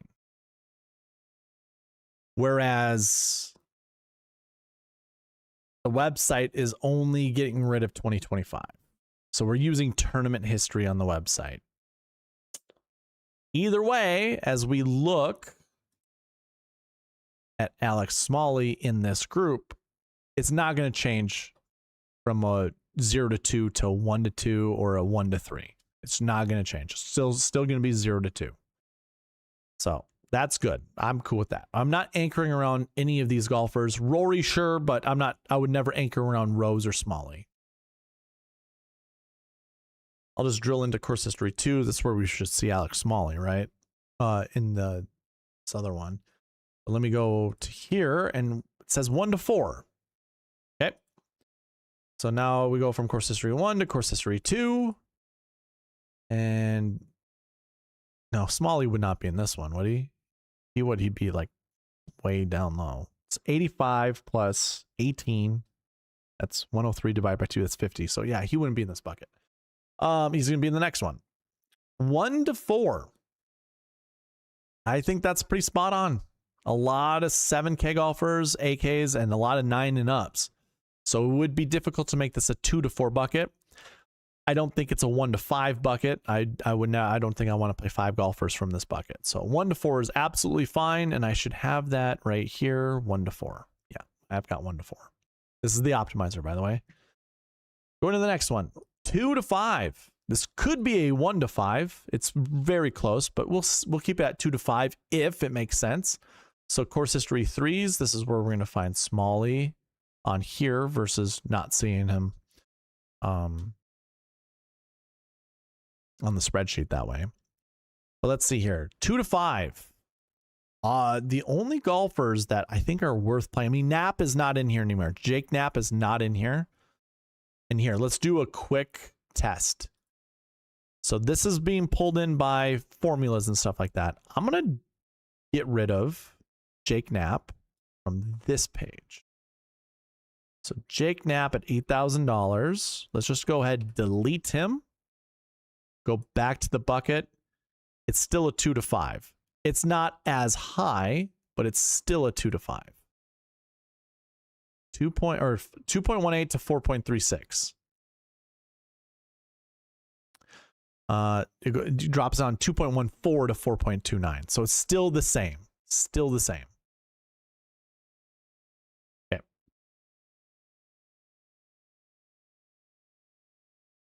But when we look at the golfers here, 2 to 5, do we really want to anchor around 2 golfers? You got Ludwig and Burns, the only golfers 9K and above. Then you got Adam Scott, Minwoo Lee, Sepp Straka, which I actually think is, and Jordan Spieth, 8K and above. Those are good golfers. I don't mind at least one of these guys 8K and above. And then when we look down, Kurt Kitayama I think is a great play. Smalley I also think is a good play. He is a Carolina boy, by the way. I think he's a South Carolina guy. He could be a North Carolina. Oh, he is a North Carolina guy. So this is his backyard, and he just played well at the Cadillac. I mean, look at his recent form coming in: a 7th last week, a 2nd the week before, and a 14th place finish 5 weeks ago. So that's pretty good for Mr. Alex Smalley. Is it a 2 to 5? Anchoring around 2 of these golfers. There's a lot of good names. I'm going to do that. Yeah. 2 to 5 is fine. 2 to 5 is fine. 2 to 5 is fine. Okay, cool. Then it's 0 to 2 with 7 golfers. And yeah, I'm going to skip all of these because I just don't think they're worthwhile to look at. Course history 4, 5, and 6. I'm just not going to. They're all 0 to 2 buckets, just so you know. 0 to 2. All right, moving on down to recent form buckets. Now we can actually look at these with a bit more confidence, whereas, you know, with course history, that could be tournament history. Recent form is just recent form. It's the last 7 weeks looking at average finishing or average, finishing positions. So bucket 1 is 1 to 4. We drill into the buckets and go to recent form 1.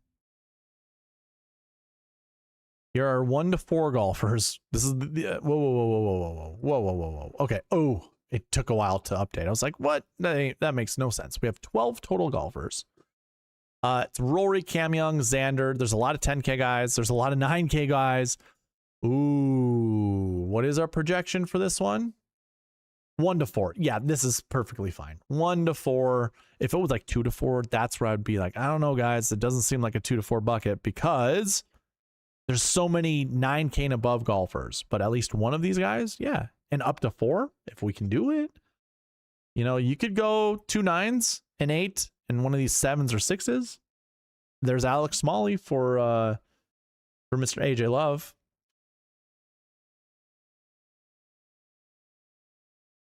Yeah, okay. 1 to 4 is fine. Looking at the next one, 2 to 5 for recent form 2s. So go ahead, hit that bucket. Recent form 2s. And we look here, 2 to 5. There's quite a bit of 8K golfers or 8K and above. Again, Jake Knapp has withdrawn. You can keep repeating that since that data is on here. There's your boy Harris English. AJ, I think, did you say you liked English? I can't remember. Maybe not.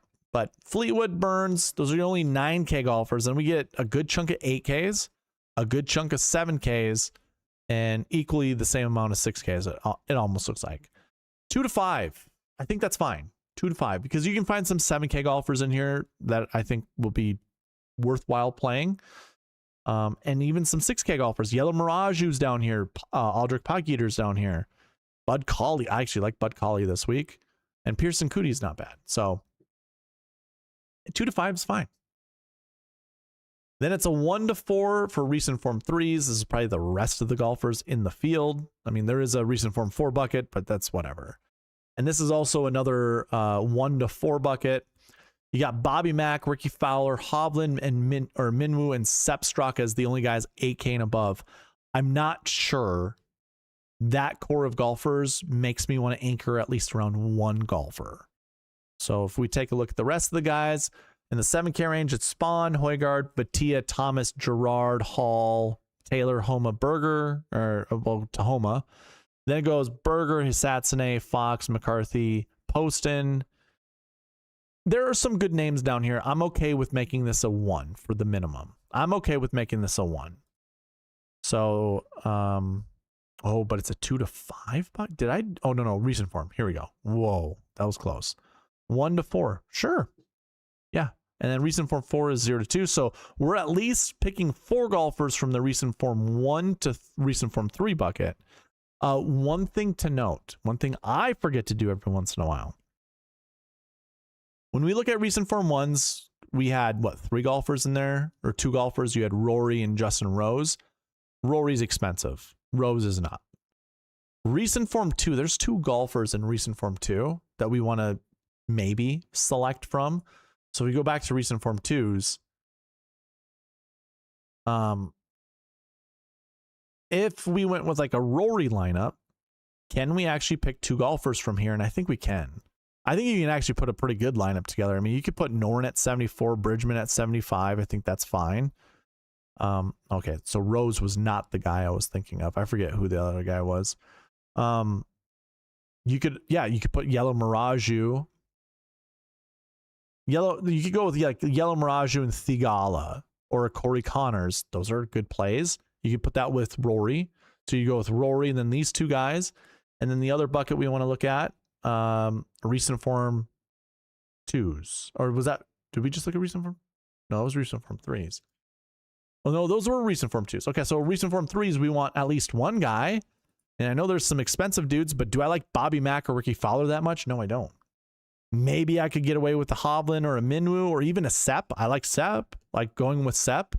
And then maybe 2 of those other guys. Or $7,600 Justin Thomas. I could just put Justin Thomas in a lineup for that 1 golfer from that bucket. Go with the 2 that I was just talking about and then Rory. And that could be my lineup that fits this mold. And I think that would be a pretty solid lineup. So I guess instead of just saying it, why don't I go ahead and put it into work. So we want Rory, we want Justin Thomas at 76, just to show you what this looks like. And then we want recent form 2s. There's Burns. We could go with Burns. Who else were we kind of looking at that were like, you know what, those guys look good. We do want recent form 2 golfers. And we want 2 to 5. Yeah. When we look here, do we really like Burns that much? Maybe. English is here. I do like Kitayama, so we might as well just put Kitayama in. Oh, we went Yellow Miraju, right? Yellow Miraju, and I'm just going to actually just go with, I'm just going to put in Yellow Miraju.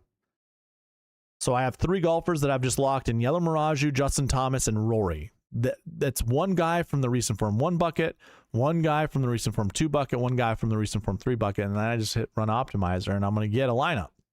Harris English. Look at that. It's a 10, 8, 8, 7, 7, 6. That was the most common lineup build for these signature events and for events on POA overseeded greens. If you remember us going over the most common historic salary lineups, but this is pretty good. I get Jordo and JT in a lineup that feels good. This is just one way to build a lineup. You don't have to do it this way. I actually do like that lineup. Yeah, again, use the optimizer how you see fit. I'm just gonna go over salaries. I don't really care to like do the same. Oh, we should pick, because this one's more carefully thought out because it has salaries already. You know, it's about salaries. 0 to 2, 10K golfers. Well, we only have 3. And if you're putting a lineup together, you can only put a max of 2 in there. It's just not going to work out if you put 3. I mean, you could, but it's just not going to be good. Actually, no, you couldn't, because Rory's 11-7. If he was cheaper and you had 3 just 10K golfers, you could probably do it. 1 to 3 9K golfers and 1 to 3 8K golfers. I actually have it in the optimizer as 0 to 3 and 0 to 3 as well. So just for these lineups, for the salary conditionals that I have on the optimizer, it's 0 to 2, 0 to 3, 0 to 3, 1 to 4 7K golfer, because we always see a 7K golfer inside the top 10, always. And that is what the projection is: 1 to 4, 0 to 2 high 6s, 0 to 2 low 6s, but together I only have a max of 2. There's no reason to go to 3 6K golfers. It's just going to be too difficult to find the right lineup anyways. So that's all I have to say about salaries. And then when it comes to strokes gain stats, 2 to 6 strokes gain 1 golfers. This is probably one of those buckets where we really have to worry about pricing. So if we go ahead, drill into strokes gain 1, we have 13 total golfers. 13. I have 16. Okay. Who are the differences that I have?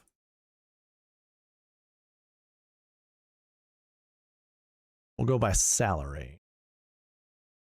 So 11, 7, 10, 1, 10. 11, 7, 10, 1, 10. 99, 98, 96.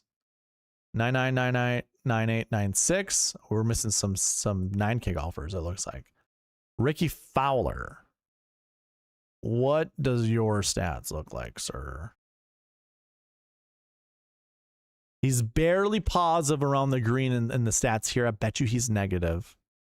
He's probably a strokes gained 2 golfer. In fact, let's just look right now. Is he a strokes gained 2 golfer?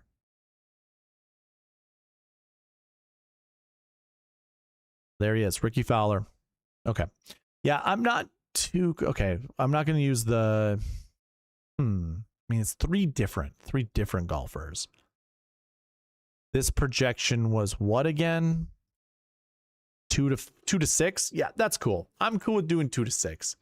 I mean, let's take a look at the website, or the spreadsheets. All of this is the same. So the expensive golfers, all the same. This guy's not in the website.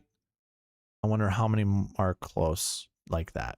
Ben Griffin is probably not a strokes gained 1 golfer, is my guess. Oh, he is. There he is. Griffin, Goddard, McNeely. And then it goes to Sepp. So Harris English is another guy. So it's Sepp, Jake Knapp. So this guy's not in there. Jordo is also not in there. Oh no, Jordo is, and Ryan Fox. So Højgaard and Smalley. That's because they're around the green stats. Okay, yeah, that's fine. Those golfers alone aren't gonna really improve the 2 to 6. It's gonna probably stay around 2 to 6. And if you were to do 2 to 6 from here, you're probably starting out with Rory. You're probably starting out with Cam Young. You're probably starting out with Xander.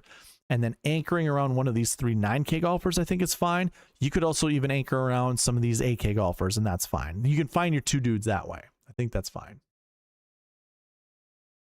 Yeah, and Ryan Fox also, I think, is a fantastic play this week. So too is Alex. Oh, whoa. These guys technically are not in the strokes gained 1 bucket on the website. They are going to be strokes gained 1 golfers on the optimizer, and that's fine. That's fine. That's okay. That's a-okay. I mean, the continuity or the consistency is not super great, but it's fine. We can pass. We can pass. We have passing grades. Strokes gained 2, 0 to 2, so we can take a look at that really quick. We're actually going to find some of those other golfers like Ricky Fowler here. Fowler, there's Smalley, like I said. Yeah, this is fine. 0 to 2. There's nobody that I really like that I feel like we have to absolutely play, so that's awesome. 1 to 3 strokes gained 3 golfers. 1 to 3 strokes gained 3. So Siwoo and Patrick Cantlay, the only 9K golfers and above. I don't really have a strong take on any of those guys. Scott and Minwoo as your only 8K golfers, I really don't like that. So just 8K and above, there's nobody that I'm like, I have to play at least one of those guys. But when I come down here, I get Kitayama, who I like Justin Thomas. I do like Corey Connors. I like Berger. I like Colley. I like Sung Jae. I don't mind Sam Stevens. Yeah, this is just a 1 to 3.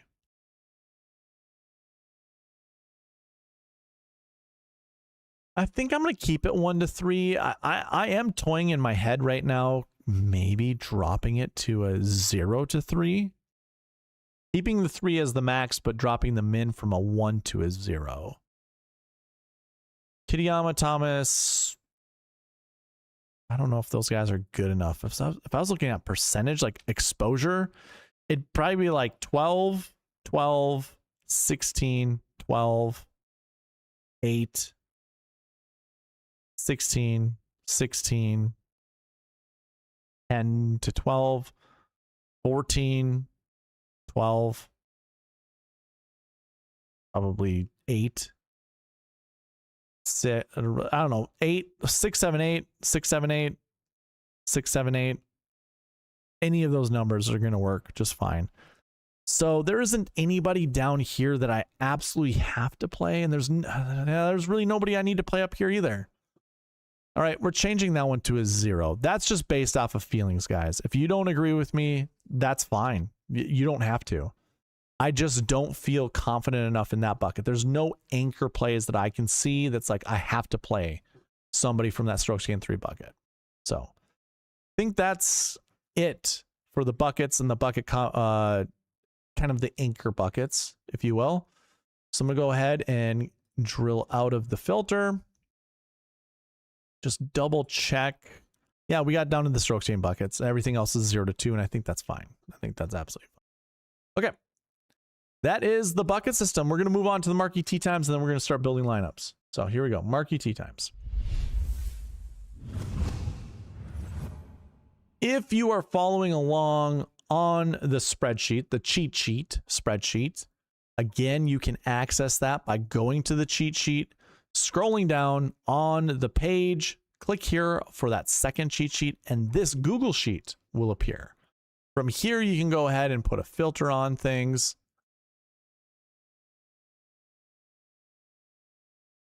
And then you'd want to sort by the group rank. So I can actually zoom in for you guys. You'd want to sort on this from lowest to highest, and then you'll see all of these numbers on the far left under column A are all highlighted with green. This indicates these are your Marquee Tee Times. So just throwing that out there that you guys can follow along with all of this. I close out and go into mine, and we already have this. So here's the thing. Someone emailed me and was like, hey, with these signature events, do we still do Marquee Tee Times? Yes, of course we do. I went over this during the Cadillac Championship. I go over this a lot with the different events. So like if I go ahead and drill into 2025 for the Truist, so this one was played at Wissahickon Country Club, and I go group 1 on down, I don't have the things in here that I need. Hold on. So Justin Thomas, Shane Lowry, Sepp Straka, Hideki Matsuyama. Let's see if those names are here. So I've got, hold on, right here. There's JT. He was in the optimal lineup. Shane Lowry was in the optimal lineup. Hideki Matsuyama was too. Where is he? There he is. Hideki right here. Was he in the optimal lineup? Hold on. Wait a minute. No, he was in the GPP winning lineup. Let's see. I got these two. Oh, Fleetwood was okay. Well, Fleetwood's gonna break this for us. Fleetwood was at the top with Justin Thomas. So it's those 3 guys, not Matsuyama, but Shane Lowry down here in group 8. These 2 golfers up here. So this is the one time. I'm getting ahead of myself. I apologize for those that are trying to follow along and listen. Here's the thing. I'm just going to lay out the rules right away. And then what I just mentioned, I'll come back to. You want to select 2 to 4 golfers from the Marquee Tee Times to anchor your lineups around. Because oftentimes we find 2 to 4 golfers from the Marquee Tee Times that are in the optimal lineup. It's like 90%. 90% of the time, you will find 2 to 4 golfers from the Marquee Tee Times in the optimal lineup. And like I was just going over last week, or last year, I should say, despite this being a different golf course they played, you did have 3 golfers from the Marquee Tee Times that were in the optimal lineup.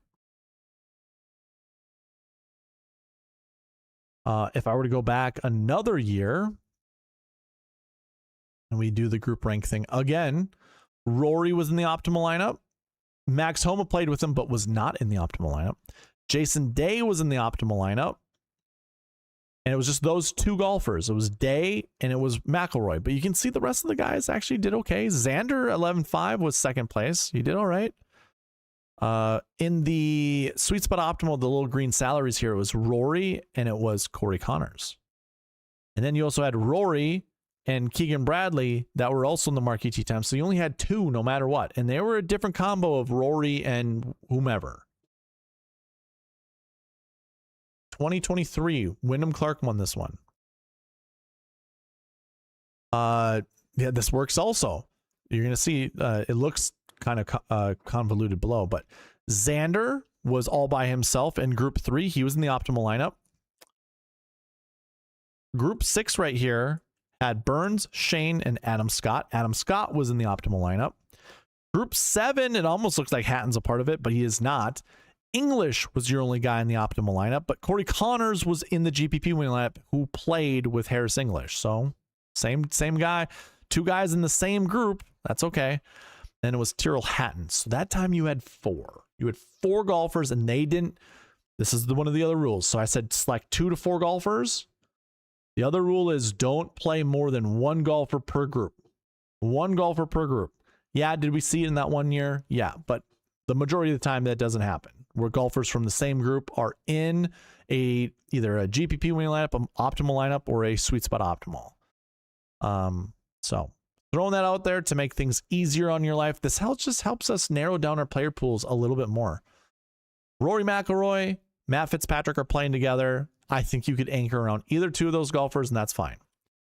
The fact that the next group is Xander and Oberg kind of makes, in my opinion, anchoring pretty easy.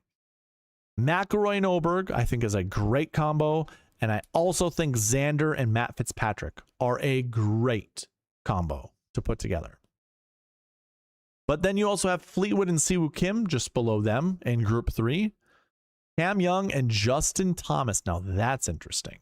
2 PGA Tour players whose dads are very live in their golf games. Like they have a lot of input when it comes to their son's golf swings. Kind of funny that they're putting those golfers together. One is 10,100 and the other one is 7,600. So I actually have no issue playing someone like Justin Thomas. The next group is kind of interesting. Patrick Cantlay, Kurt Kitayama. I do like Kitayama more than I like Cantlay. The group after that's Bobby Mack with Harry Hall, probably the most boring European golfers you could put together. Then it's Hideki Matsuyama and Maverick McNeely. I actually don't mind either of those 2 golfers. Sam Burns and Corey Connors, I love that pairing together. JJ Spawn, Justin Rose, don't really care there. Neither one of those golfers am I really trying to play. It is worth noting Chris Goddard and Ryan Fox are together. They are not in the Marquee Tee Times, but now that I know that they're playing together, I don't want to form lineups with them together. Actually, I'm going to go down the list. Goddard and Fox, Griffin and Sepp Straka, so that's also worth mentioning. If I see a Sepp Straka and Ben Griffin lineup, I'm going to kick them out. I don't want to play those guys. Jordo and Akshay Bhatia. That's the last tee time I think I'm going to talk about. I do see Adam Scott and Gary Woodland down there. I like that too, but that's also worth mentioning. So anyways, here comes the lineup building process. So if you got a badge next to your name, I will build lineups for you. My only ask is you select golfers that are in the Marquee Tee Times. So the ones that are on the screen, groups 1 through 9. Can't zoom in any further, so you're going to have to make do with what you can see. One thing I will say is screenshot this. If you need a little help in order to see what golfers you want, or pause the video and write down your 2 favorite, 3 favorite, 4 favorite combos together. But yeah, we're gonna get into some lineup building. We're gonna put some music on. We're gonna chill. We're gonna jam. We're gonna make some lineups.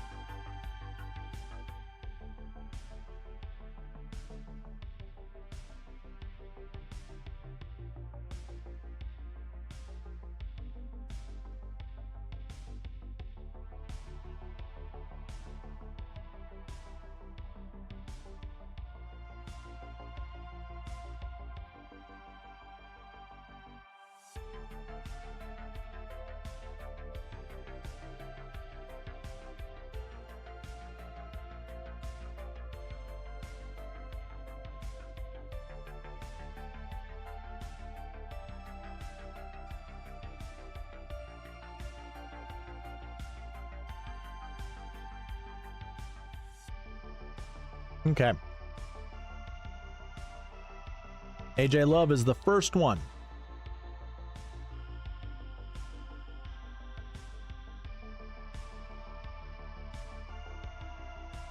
So we have Xander, Matt Fitz, and Connors. Xander, Matt Fitz, and Connor. Xander, Matt Fitz, and Connors. That's actually a really good combo. I'm going to change these to 100% up top. Just to the 9K range. So we have a little bit easier lineup builds that we can do. And then Mr. Connors. Okay. I'm going to build you 5 lineups, AJ. If for whatever reason you don't like one of them, let me know and I can change them out. Switch them out. So 10, 9, and 4 7s, that's okay. But I'm going to pass. We'll try to build something a little better. Like this lineup. Fitzpatrick, Schauffele, Spieth, Kitayama, Connors, and Pearson Cootie. I like that a lot. We'll bring back Højgaard. See if Højgaard gets picked here. He does not. 10, 9, 9, 7, 7, 6. I don't know how I feel about that. Let's not. You know what I'm going to do? 10, 9, 9, 7, 7, 6. I don't know. It's a good lineup. Yeah, that's fine. We'll do some diversity. This is fine. Xander, Fitzpatrick, Adam Scott, Corey Connors, Harry Hall, Potgieter. There you go. There's your winning lineup. That's such a good lineup. I like that lineup a lot. 10, 10, 9, 7, 6. This is not a lineup that I would do. You do not need to get this cute. Not at all. Not at all. No, thank you. 10, 9, and 4 7s. I also don't care for that. I would like a 10, 9, 8, 3 7s, or a 10, 9, 8, 7, 6, 6, but 10, 9, and 4 7s. Here, let's limit the 7s to 3. There, that should help. And it does. Schauffele, Fitzpatrick, Ben Griffin, Batia, Connors, and Michael Kim. Love it. My numbers aren't working? What are you talking about? Xander, Fitzpatrick, Straka, Thomas, Connors, and McCarty. I love McCarty this week.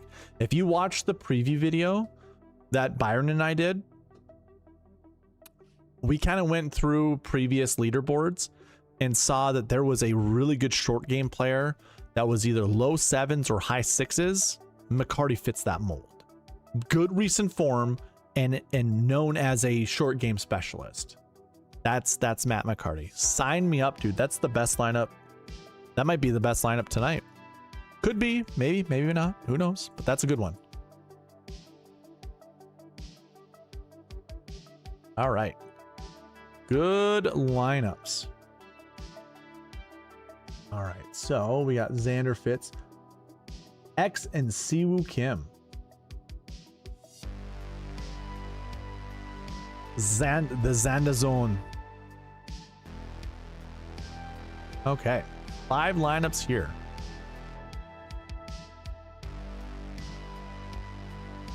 Xander, Siwoo, Chris Gotterup, JJ Spawn, Keegan Bradley, and Rio Hisatsune. You know what? I didn't forget this. Let's see. Does it work? Hadouken! It works. There we go. There we go. Love it. Xander, Fitzpatrick, Siwoo, Bridgman, Berger, Putnam. Damn. You know what? I'm changing these to... Let's go 59%. 59 is just a good number in golf, baby. Bring back Putnam. I actually don't mind Putnam this week.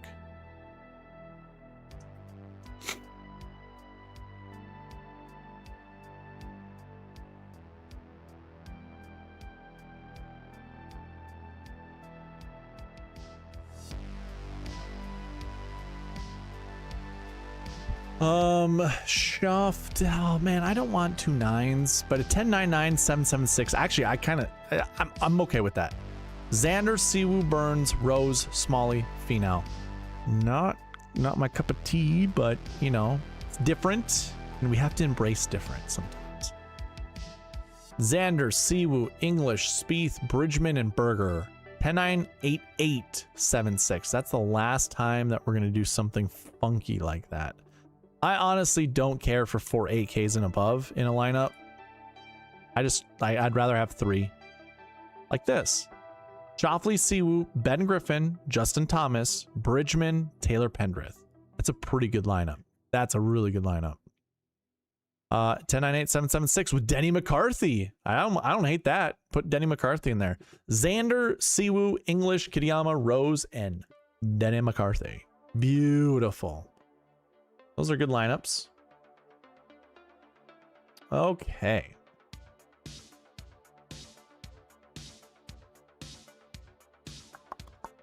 AJ says, Darbo, I'm concerned about Byron's state of mind. Are you talking about Sunday night? Or did you see something yesterday or today? He's fine. He's fine. He's just kind of adding a little bit for effect. Lombardi Lee, Justin Thomas, Maverick, and Sepp. Justin Thomas.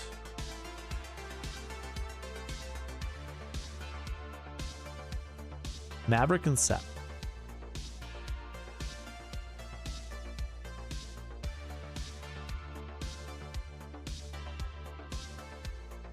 All right. 5 lineups for you, sir. 9 9 or 9 3 8s 2 7s. I'm okay with that. Fitzpatrick, Goddard, McNeely, Straka. Yeah, that's fine. That's fine.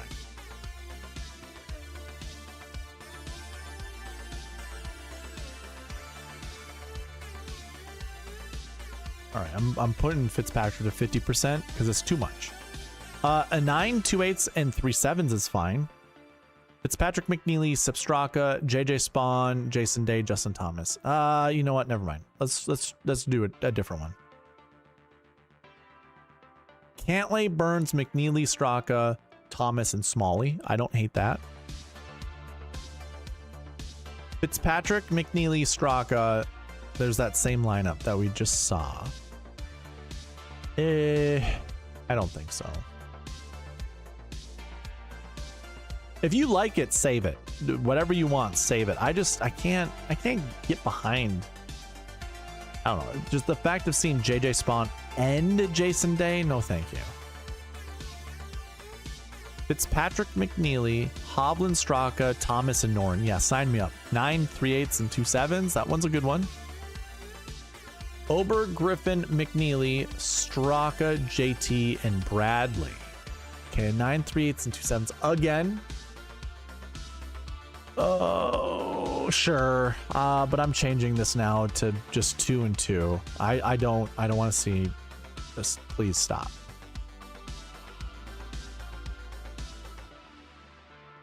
Fitzpatrick, Oberg, so 9 9. McNeely, Straka, 8 8. Thomas, and then Putnam. That's a good lineup. That right there is a solid. I like that lineup a lot. Okay.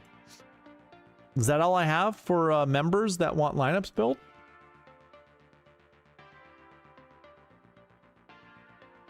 Byron, what's going on, man? You came right at the right time. 2 to 4 golfers. Do you need the optimizer? I didn't even see. I did not look at Discord. I did not do that. Nope. You did not. You did not request it. I can build you lineups if you want. I can build you lineups if you want.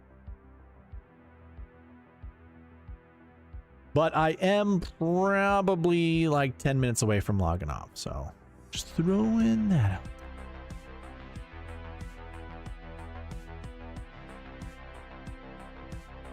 Johnny B, good night to you, man.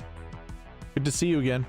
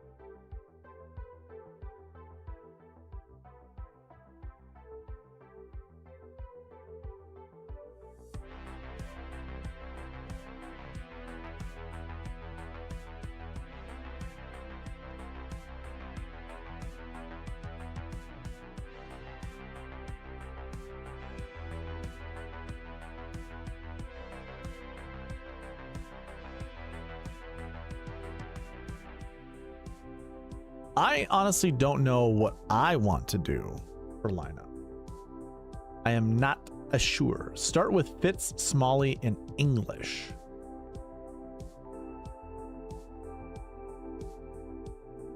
A pretty good combo, Byron. We saw these guys in some of those anchor buckets, so that's pretty good there, sure. Got a 9, an 8, and a 7. Love it.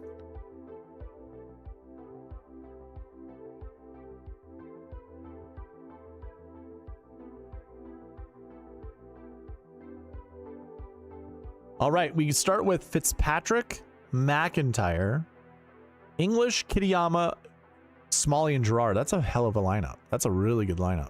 998, 777. We get a 998876 with Sung Jae as our 6K golfer. That's pretty good. Fitzpatrick, Fleetwood, English, Spieth, Smalley, Sung Jae. Love it. Ooh, 10K. This is actually the first Cam Young lineup we've built tonight. Cam Young, Fitzpatrick, English, Smalley, Harry Hall, and Yellow Mirage. Not bad. Harry Hall. I don't think he's the... Actually, you know what? I forgot to do this. We want it... if we were to do... In the course history here, we put this like 35, and we push this to 35. I think this gets us our like elite grouping. And then if we want like strokes gained last year, and we kind of look at our short game specialists, we want to find someone like in the 7K range that's good, like putting. Oh my God, Yellow Mirage actually. Yellow Mirage, McCarty. Those are the only two guys. I honestly thought Harry Hall would have been up here, but his obviously his recent form is not good enough.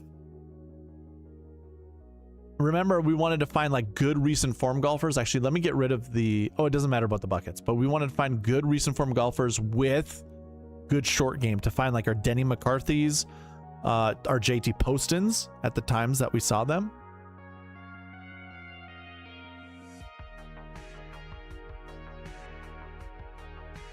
Let me open it up just a little bit. 38, 38 maybe. Oh, we did get some more.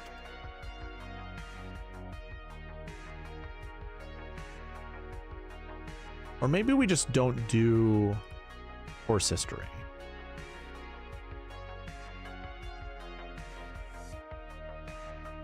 I do want to find those 7K short game wizards like this guy right here, Alex Noren, 7,400. Kind of fits that mold of a good recent form golfer. Actually, we'd go like this. We'd sort from recent form top to bottom. Matt McCarty is the guy. Yellow Mirage also. Jason Day as well. Who else in the 7K range with a really good short game?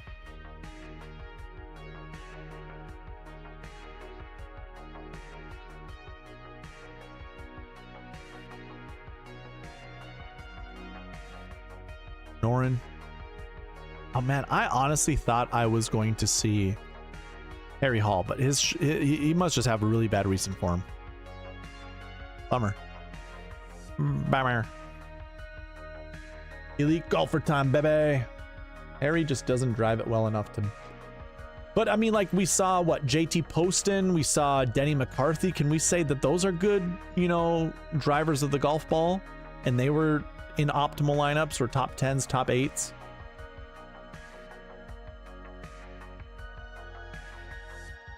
But I'm right there with you. Yellow Mirage is our guy. We don't want Harry Hall.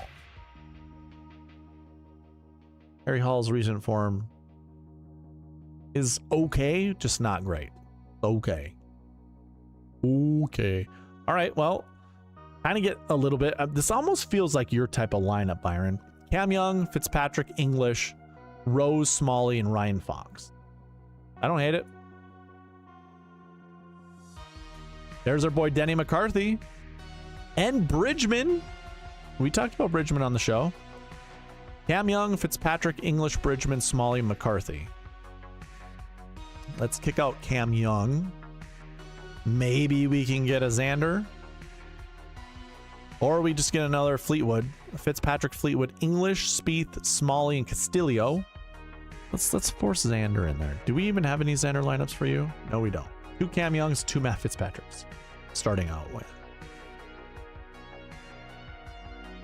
Xander, Fitzpatrick, English, Smalley, Thigala, Nick Taylor. Yeah, the Bridgman throws hats. He was playing well until I played him.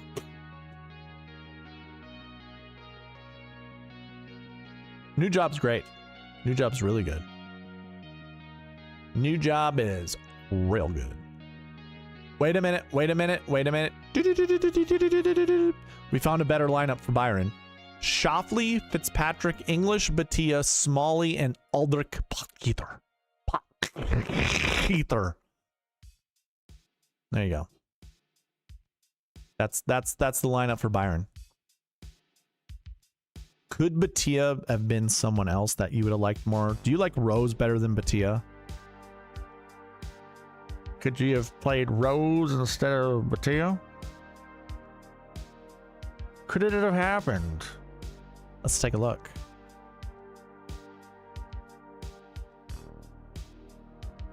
No, you could not have. You would have broken everything that's near and dear to my heart. The optimizer would have disintegrated into the nothingness of the void. You cannot do Aldrich without Batia. It is necessary.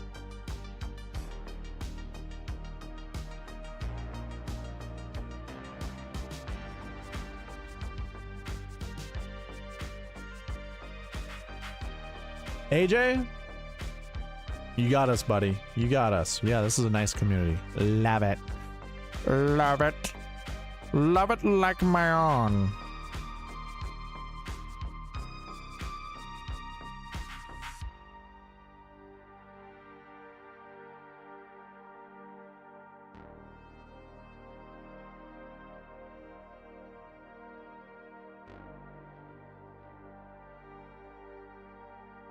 Anybody else?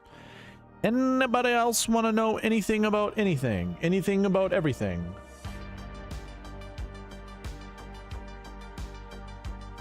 You know what? I'll give you a 3-minute countdown, actually. I'll answer whatever questions you guys want. Any questions.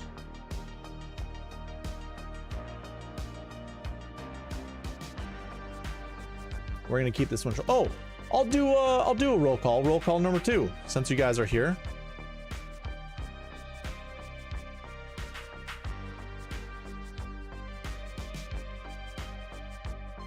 You've got a Bobby Mack dilemma.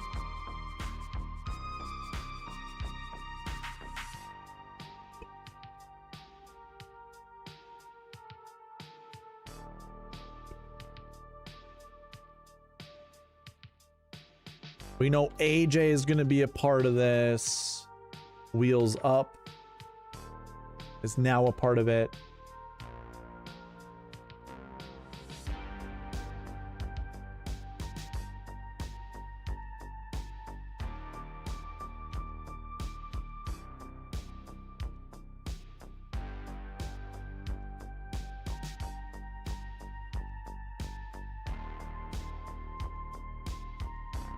Would I play 2 6s? Yeah, I would. Especially in a 10-9-8-7. 10-9-8-7, 6-6. Could even do 10-10. Joanne, what's up? Joanna. Rory in one lineup. Yeah, why not? He ranks like ass, but checks the 5th most boxes this week. Help!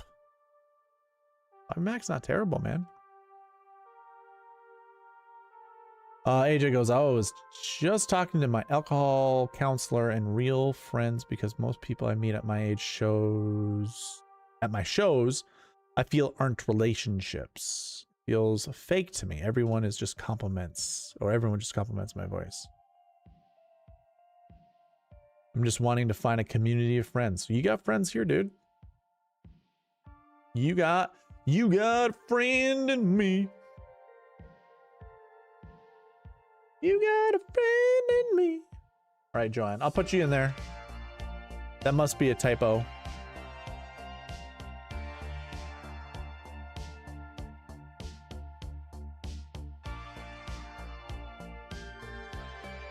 Bobby Mack. You got a Bobby Mack dilemma. Let's see what the best Bobby Mack lineup is. The best Bobby Mack.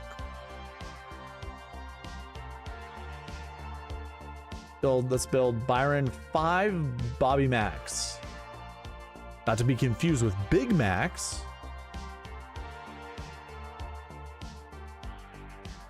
Cam Young, Fleetwood, McIntyre, Sam Stevens, Cootie, and Rio. There's your 2 6s. Oh, I don't like 2 9s though. Gross. Oh, gross. I don't really care for that. We're just gonna. Okay. We're gonna go 10 9 8 7. Make sure we get one of each.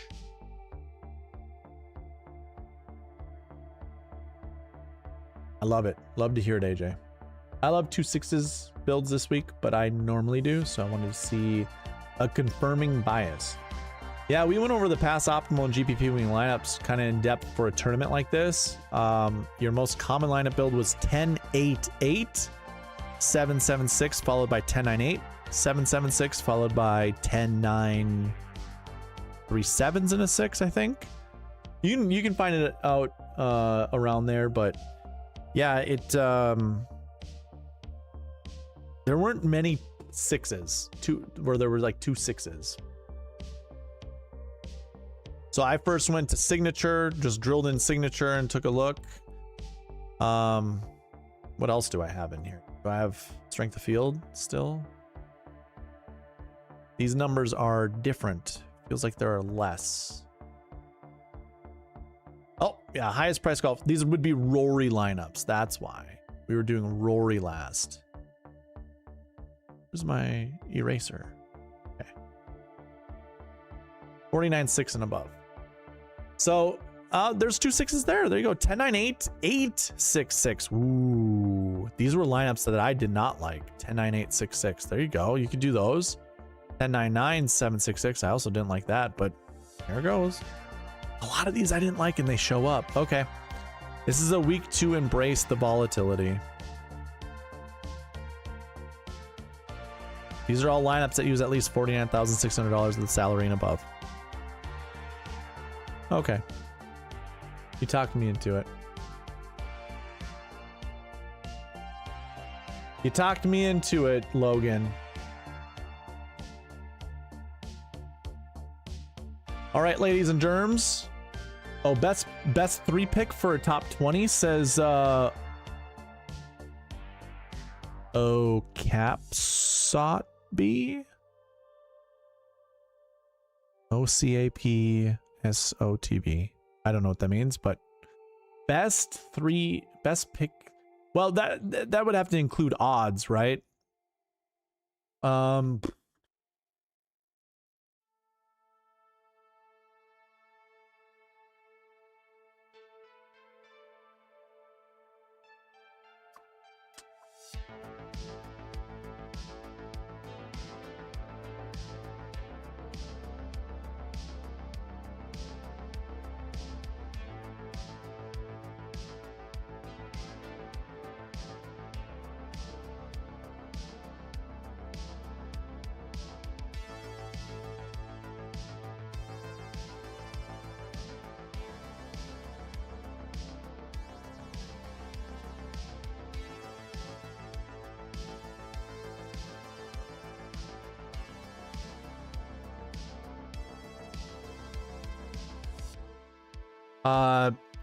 Cam Young, Xander, and Fitzpatrick.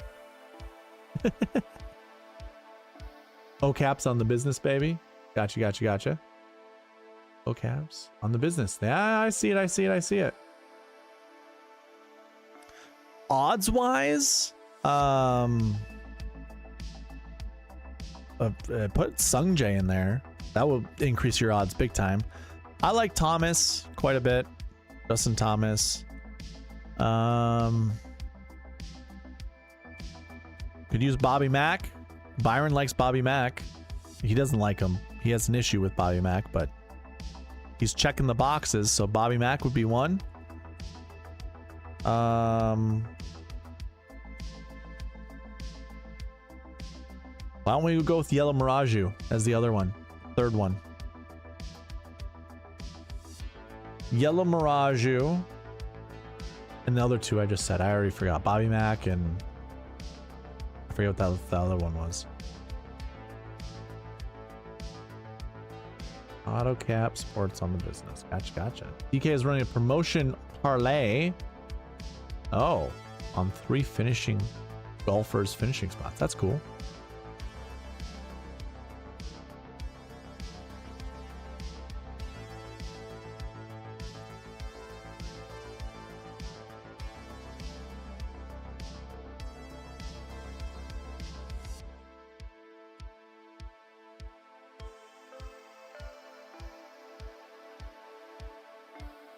Oh, I did say the roll call.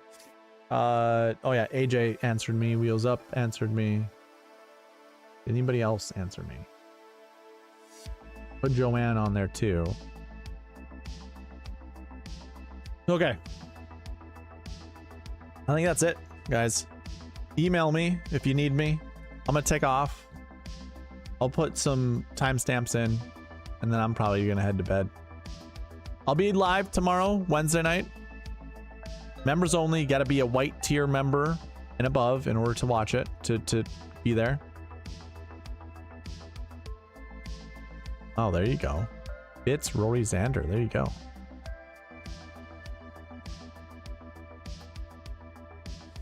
Yep, I'll be live tomorrow night. Check me out then. Good luck, y'all.